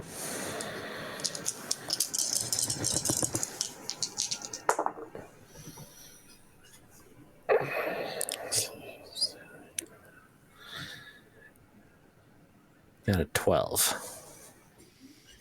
Okay. You swim in, everyone else following you closely. This facility continues down quite deep into the bedrock. And it seems to open up. So there's a very large space beneath you. And you can see below veins of light, probably the equivalent of power conduits, and some sort of other structure. Up above, it's literally just hollow until it reaches the top mechanism that's giving off this subsonic burst. So really the only logical place to go is down. So you swim down and down and down. We're talking probably 200-300 feet. It does get significantly warmer. You probably don't feel it, but your suit's HUD readout indicates that it's gone from being like really, really cold to like maybe 60 degrees. So it's still chilly. Like you wouldn't want to go bathing in it, but that's like a 20 degree or more increase. So clearly you're closer to whatever the geothermal source of the energy is. And you're very close. Like you probably even are starting to get down close to the floor and just kind of investigate, trying to piece together, because you know that there's some sort of technology at work here or machinery, but it all seems very, very, very organic, and it seems to be made out of the same ubiquitous material. That Tolvek steps on something.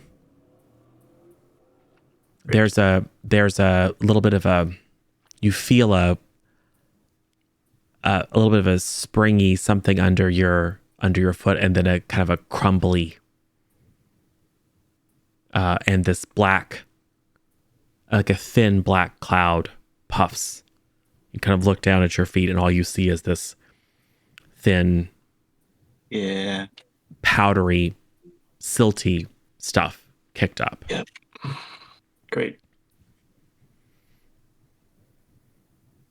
What do you do?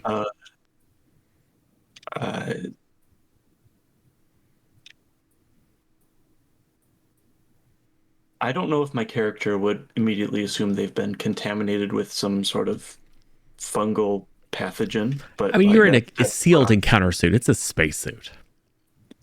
Yeah, but that's we need to get decontaminated before we infect the puddle jumper. That's true. And it took on this advanced civilization, so what is it going to do to us? But I don't know if that's just the paranoid me talking. Potentially. Yeah. And then the Goa old inside you says, dude, since when are we worried about getting sick? And it's like, well, remember that time when the Goa had a well, you're right. There are diseases that can infect us. It's a little interior debate going on. Maybe the host is a little bit germophobic. Yeah, I think so.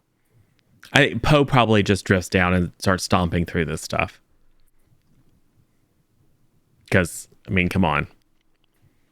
Kicking up more clouds of fine, dark particulate. There are a few bigger chunks. Yeah, if only we had a biologist on. I know, right? If only you had like a doctor or someone who is an expert in ancient technology or any kind of scientist. Yep. But you don't. Oh well. What do you do? Can we investigate it somehow? Like, I know we're not going to be great at it, Yeah, but just perception seeing.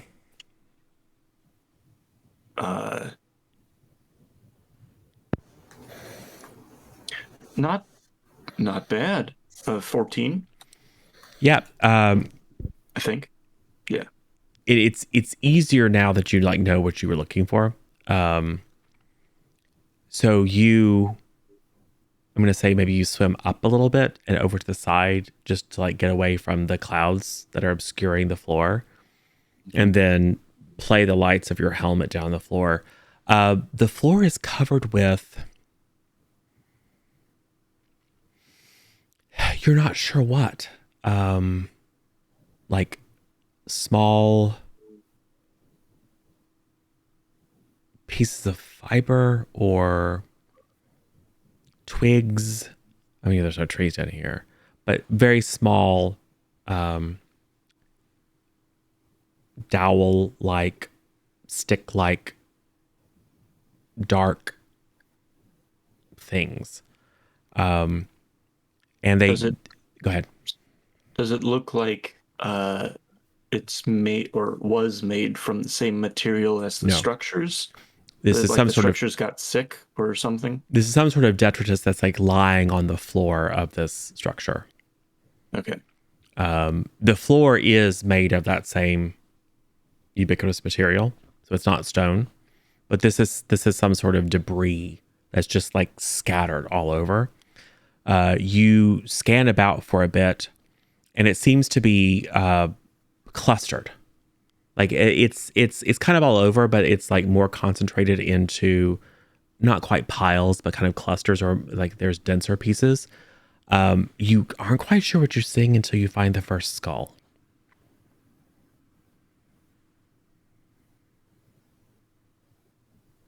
Well, that's a morbid souvenir. It's kind of horrifying. Think anglerfish. Yeah. Very, very elongated. The front, like half of think Geiger alien, only with like, instead of like a little mouth, like one really massive maw, very, very large eyes, like really huge, like a very long scoop out the side of the elongated hull, with a couple of piercings in the skull, probably auditory receptors of some sort. I mean, you're not a biologist, but everyone's done a little bit of study. They are all blackened. Does it look chemical or biological in like blackening? You gonna pick one of them up? I'm going to look closely first. Yeah, you look closely first. It appears to be it like you don't see anything that looks like growth on them. Okay. Yeah. Yeah. Could be chemical, but it doesn't appear to be organic. It doesn't appear to be like organic residue of a living creature. Gotcha. There's just some sort of black coating or crust, as far as you can tell. But you haven't picked it up, so you don't know for sure. Hey, Poe. Mind picking this up? Okay. Throw the human under a bus, just like a Tok'ra would. Hey, empirically, their lives are less than ours. It's true. Although empirically, you have significant advantages when it comes to resisting toxins and infectious agents, and Poe does not. But this is an unknown toxin. Right. So I don't know if I'm especially vulnerable to it yet. It's true. Maybe it's the type of responsibility. Maybe it's the type of toxin that a thick neck and six pack is the only known antidote to. Mm-hmm. We'll see. So yeah, Poe. Who picks it up? Are you picking up a skull, or are you picking up one of the bones, one of the smaller bones? I'm just curious to describe the visual. Poe probably picks up the skull. Cool. Oh, this is interesting. Yeah. Poe gets go. Oh, okay. Pick up a skull. As you move it through the water, and I'm gonna say, your lights are on it. Ultech's over here. Talvek's over here. There's a significant amount of light down here. In addition to those kind of the golden ambery glow coming from just the ambient light of whatever this power system is. Even moving it through the water column, the black covering kind of drifts off, and where your hands are, maybe you adjust your grip a little bit, it wipes off relatively easily. The surface below is cracked and slightly deformed. And yeah, I mean, maybe your suits have some sort of sensor on them. You probably can't. You would have brought something that you can do some sort of basic analysis on underwater. It's carbon. And calcium and a variety of other things. It's ash. Mm. And this substance is not on the structures. It's only like on the remains. You can clear away areas like particularly where those piles are, the bodies. There is similar corrosion or damage to the substance that makes up this building. To the opening that was kind of partially deformed. It's subtle, but there's no like obvious. There's not any massive damage that you can detect. It's like a surface imperfection. But yes, these creatures were incinerated. Does it seem like similar surface markings as those that appeared on the surface and floor of the gate room back at base?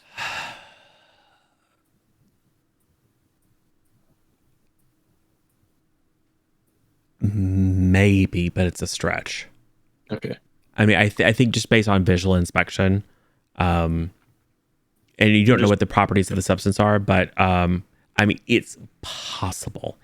But I'm going to vocalize like maybe like these creatures were turned to ash by their traitorous allies. Incinerated them the same way that they almost incinerated us back in the gate room. Although, why would they have a warning to stay away? That doesn't make sense. Maybe it's unrelated. I don't know. Maybe the tentacle creatures can shoot fire. I look up. Do we see any? No, you do not see any tentacle creatures. Or maybe it has something to do with the water suddenly being warmer. Oh, you think it's a geothermal thing? Like their civilization? Well, then it wouldn't be so targeted. There would be more damage to the structures. Yeah. If you consider what's required to carbonize bone underwater. Mm-hmm. Anything's possible. But yes. You're not quite sure about the damage or markings on the floor, but you're not aware of an energy source that could carbonize bone underwater and then do a little bit of light scoring to a surface that's an inch away. So yeah, to your point, targeted not just in terms of to the people, but like in space. Mm-hmm. Very confined. Seems like a similar weapon, if I had to guess. It's reasonable. Whether or not it was used by the Jinn or by perhaps the rebels, the Ishtar or whatever, seeking to Unfettered. assert control. The unfettered. I apologize. Seeking to assert control over their once allies. I don't know. I'm just hypothesizing.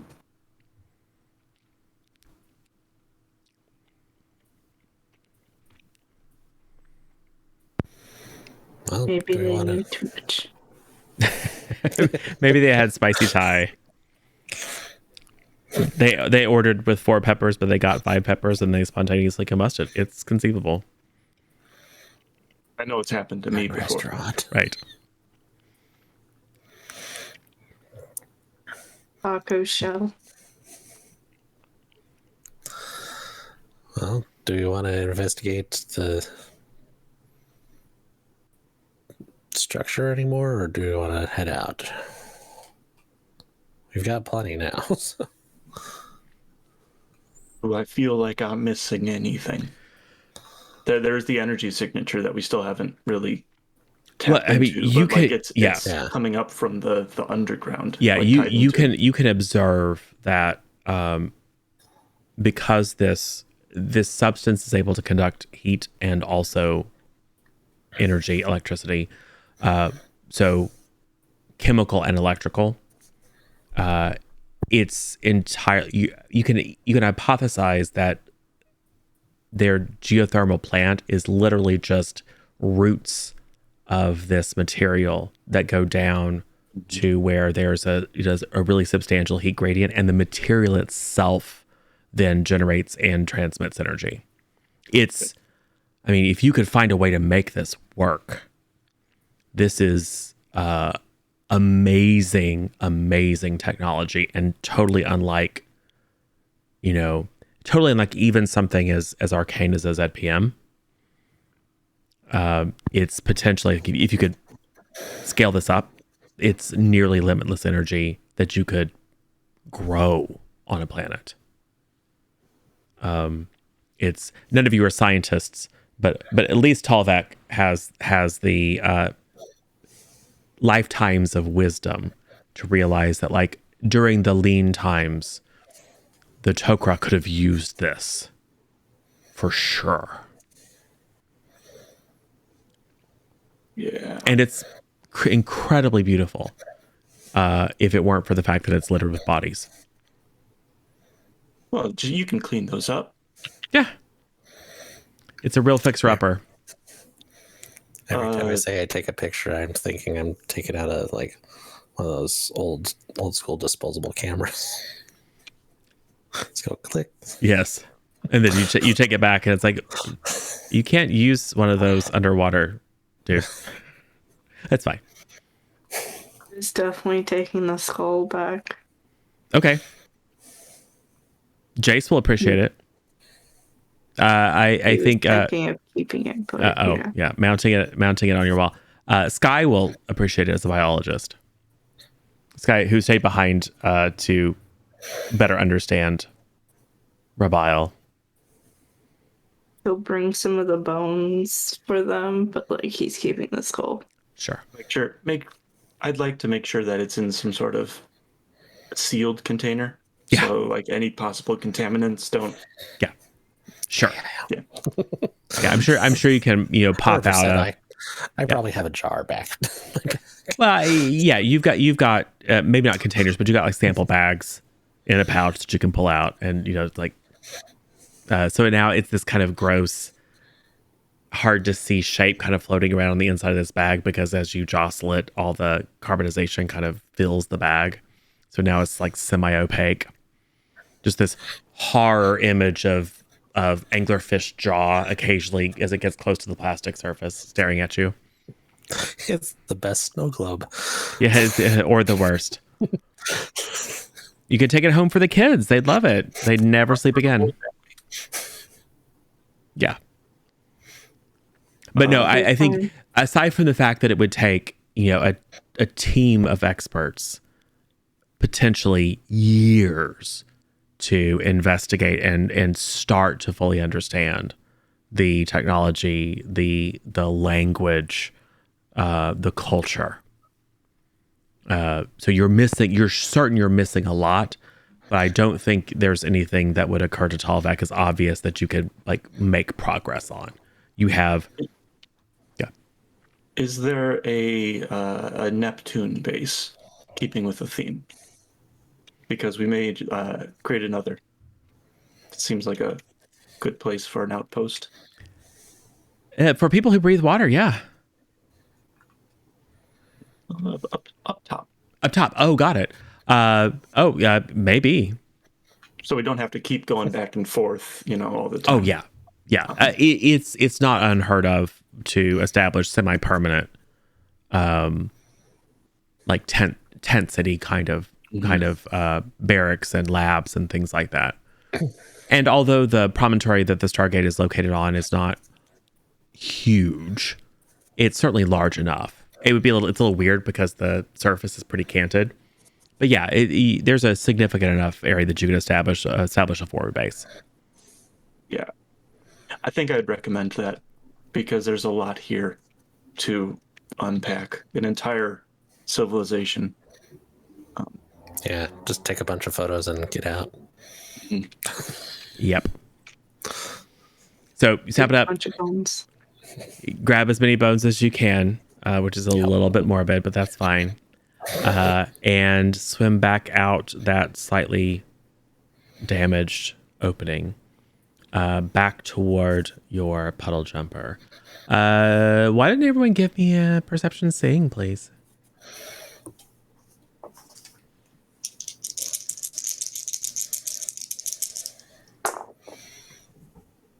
$15.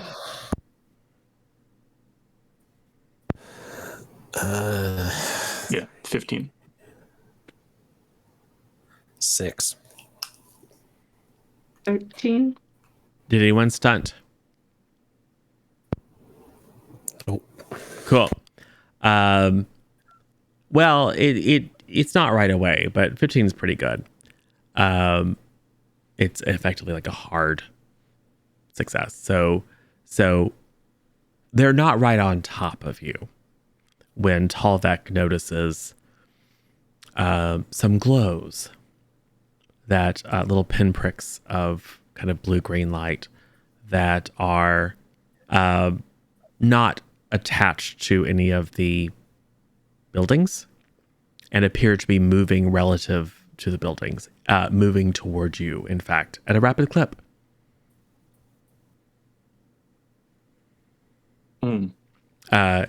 Here's you, puddle jumper. They're kind of coming in from the side towards your current location.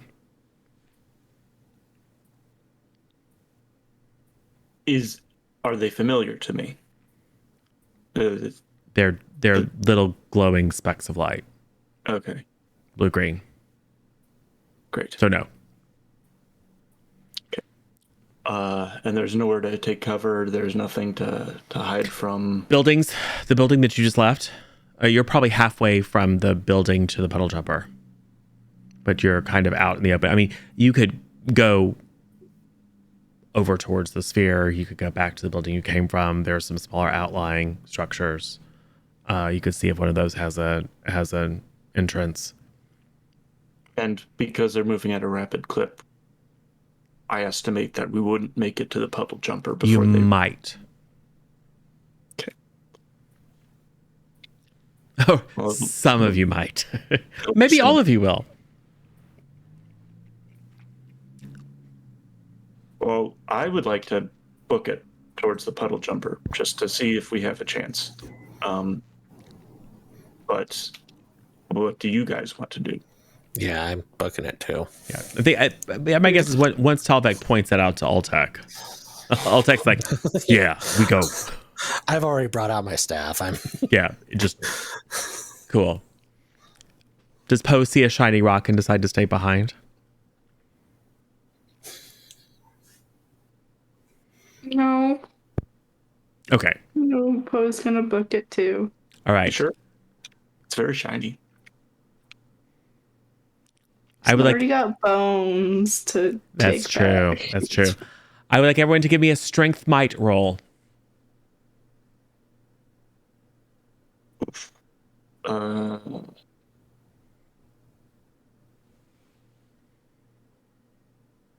Which is no one's no one's jam.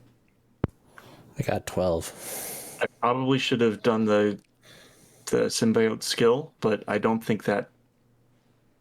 I don't know. I mean, it applies to all attributes. Really? Oh, yeah. I keep forgetting about that. You do not have symbiote skill. Oh, You have resilience only. Okay, then I would like to activate it. Even I rolled, but that was Yeah. because I assumed that I wouldn't be able to activate the. You'll just add two to your roll, assuming that your activation is successful, which it probably will be. So go ahead and make your power roll. That'll succeed. Succeed with doubles. Yeah, it'll only cost you 1 power point instead of 2.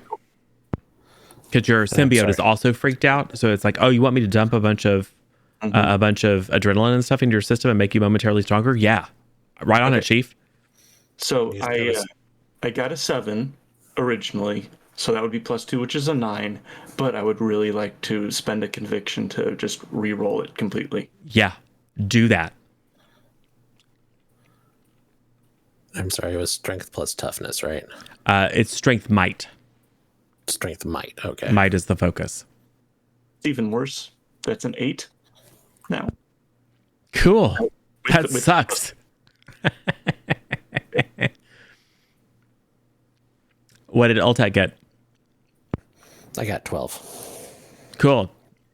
Do you want to do something with that, or are you okay with a 12? I think I might do a minor boon to make it a 13. Okay. Just because that sounds better. It's better by exactly 1, but 1 might count. What did Poe get? 13. Okay. So if one of you two makes it, the other one will. That's minor bone. Cool. Thanks, narrator buddy. Yeah. So Ultek and Poe, being the athletes in the group, just leave Tolvek in the dust. Tolvek makes a pretty good start, and then or an okay start, and then like digs deep, and the symbiote kicks in a little bit of extra juice to try to make you but all it really does is freak you out. Like the wash of adrenaline, the heartbeat starts beating, the mouth is suddenly dry, the almost the nigh irresistible urge to pee in the suit, like you go full fight or flight. And then the symbiote tries to help by dialing back on the adrenaline. And then there's just a little, like, you just can't quite get it together between the two of you. So it doesn't really help. And if anything, makes it ever so slightly worse. Either way, you're not an athlete. So Ultek and Poe are just booking it. And, the puddle jumper is getting closer and closer and closer. You probably wouldn't have made it if it weren't for the fact that you have bait behind you. You're welcome.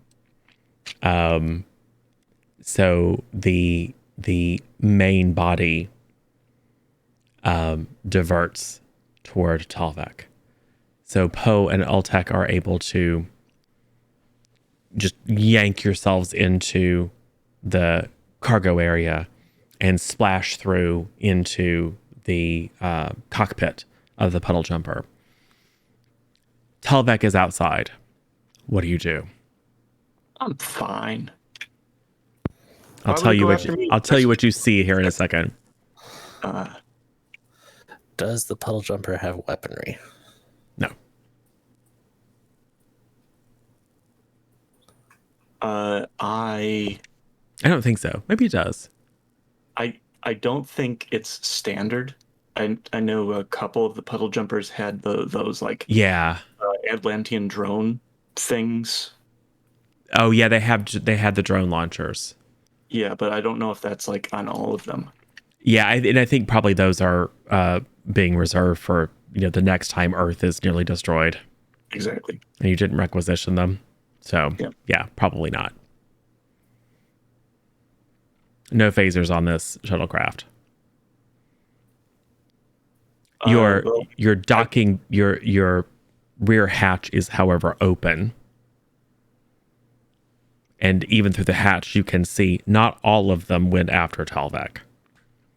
You can see these, like maybe 4 or 5 of these little glowing dots, kind of swimming through the water toward the puddle jumper. What do you do?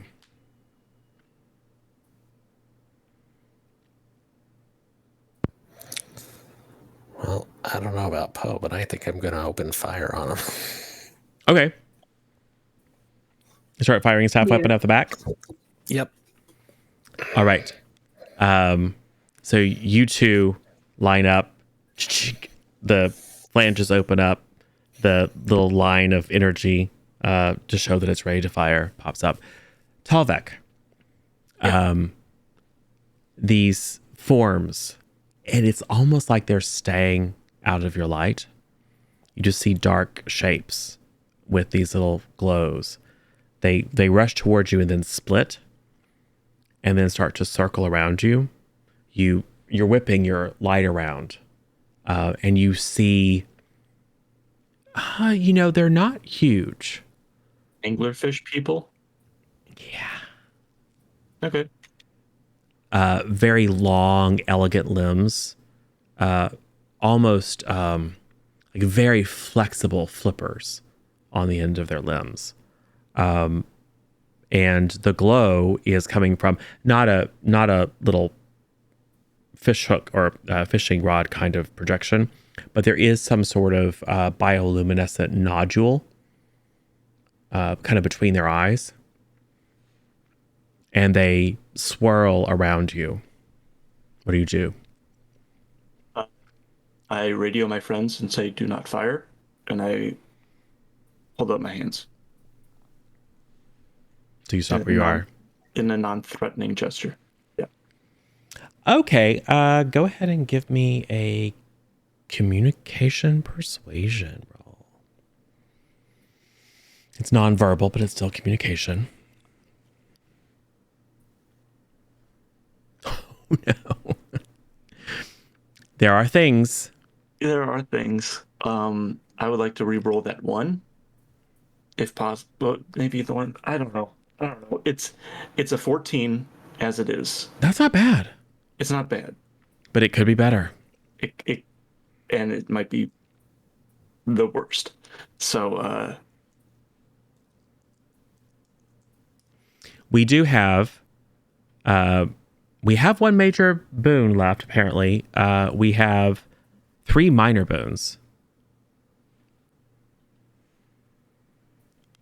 So you could just spend all the minor boons to add 3 to it. You could do major boon on the 1. Okay, you can spend multiple boons. We just can't counteract each other. well, it's a 8 plus 6 right now, so that's 14. I'd like to use 2 minor boons to bump it to a 16. Okay. You sure you don't want to use the 3rd one? Team, what do you think? Should I just go all out? It's a trap. I mean, this I anticipate it's a trap, but like this is my best skill. You know what? Or use the major to reroll the 1? I'm going to use my last conviction, Okay. which I know is a bad idea because it can prevent me from dying. Yes. I'm going to use my last conviction to re-roll. Have you used 1 before? Because you have 3. I think you only used 1. I used 1 and then I just used 1. Oh, okay, that's right. Okay. So you use your last conviction, which is perfect. The Like, just narrative. the last ditch thing, yeah. And I figure it's what Talvik would do. Yes. And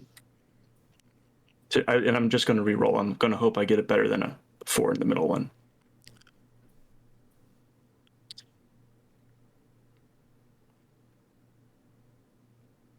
So it's better. 10 so that's a 16 just without any modifications, but I've already used 2 minor boons. So it's an 18. Okay. That is significantly better because there's some additional difficulty in here because of the language and culture gap. Yep, language barrier. But perhaps these people have recollection of dealing with terrestrials in the past. Sure. So maybe it's easier for them to read the intent. It's apparent that they do. That swirling, kind of counter-rotating one, because they split off in different directions, so they're kind of rotating around in different directions, slows until they're just kind of hanging in the water around you. One of them swims into view, and you reflexively cast your headlamp on it, and it kind of shields its eyes a little bit, and then they don't really blink, but then takes a moment, and then swims up to you. They're not as horrifying with the flesh on. That can be said for most things. Yeah. I mean, they're kind of horrifying, but they're not as monstrous, and there is something deeply intelligent in the eyes. And as you are kind of resting there on the seafloor, this creature just kind of floating gets up very, very close to you. And then we pull back and we see Talvek's helmet a little steamed up because your heart's still boom, boom, boom, boom, boom, hand still up. And then this creature, lit in the light of your headlamps, just practically nose to nose as it looks deep, deep into your eyes, and you feel a rumble on your skin and in your chest emanating from this creature. And then you feel more of a rumble from all around as these other creatures respond. And we'll leave it right there. I take it you don't like Limp Bizkit. Limp Bizkit saved your lives. Calm down. I'm just hoping Poe isn't hungry. Poe's like, fish sticks. I'm thinking like tummy grumble. Oh, right. That's actually their language. Construed. And it's like, what about my mom? No. So we will leave with a very cinematic moment. It's the poster shot of the undersea encounter part 3 of just the horrible creature looking at you, exchanging longing glances. So yeah, that is so we end in not as bad a situation necessarily as the Phoenix site being under attack, but not a great situation. But all hope is not lost.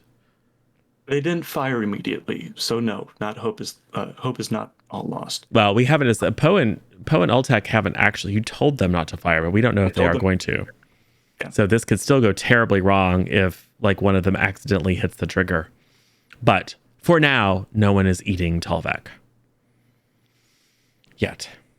Yeah, and I think that the use of my last conviction for that is perfect for the character. Yeah. Because he'd rather not hurt someone than die.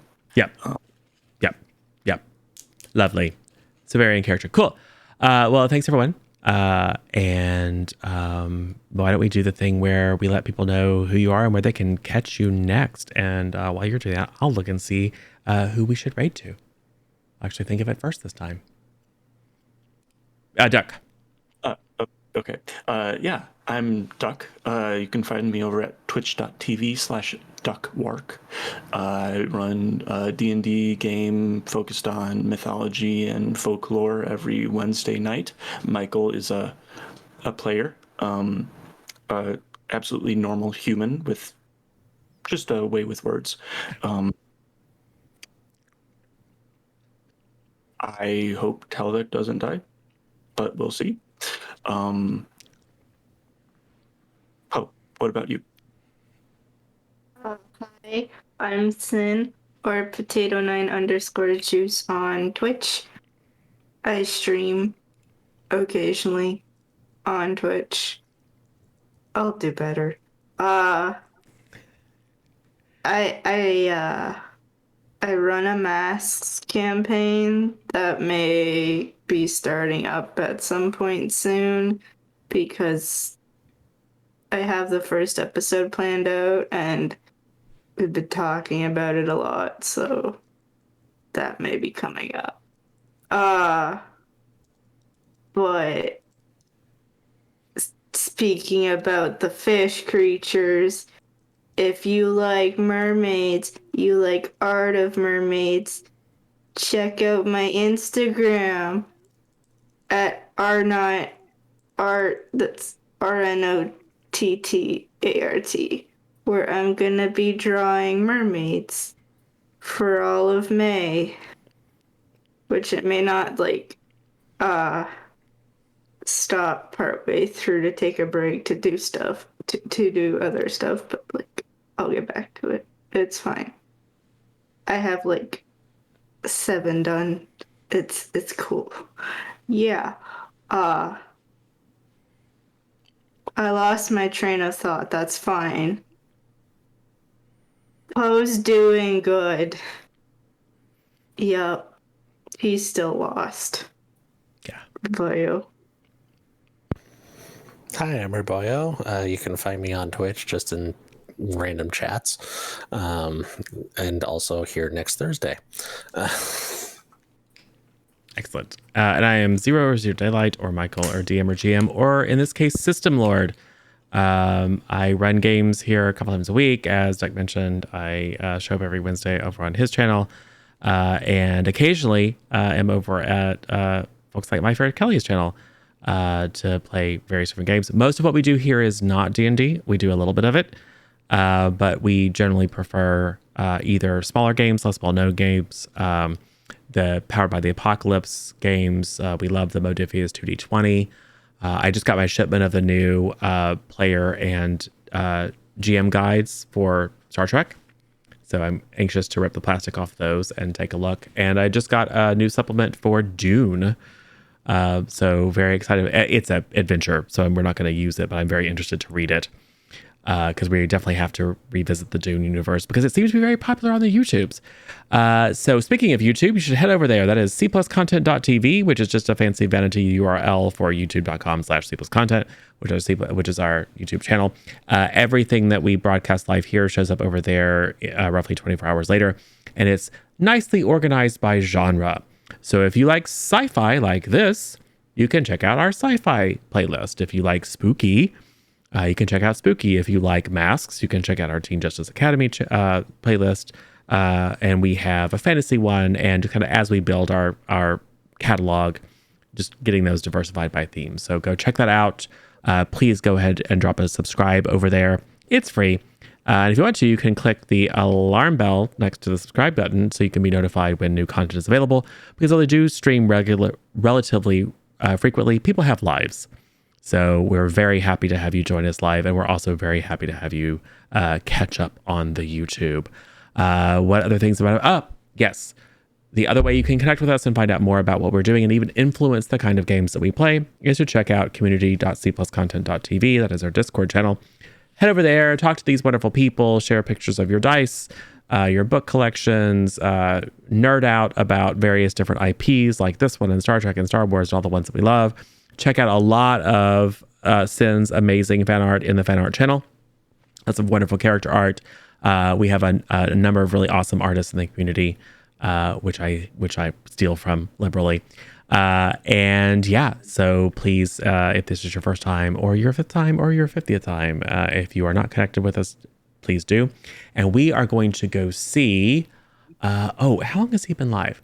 I think we should go see that cool black dude who is playing Elden Ring. He's got a bunch of people watching, but that's never mind because he's super duper cool. Very, very chill. And I'm almost positive that we have not raided him in the past. So let's go ahead and do that now. Raid that cool black dude. Looks like it's working. Awesome. So come hang out with us in the future. Come connect with us on all the things. And we will see you again soon. Thanks, everybody. Good night.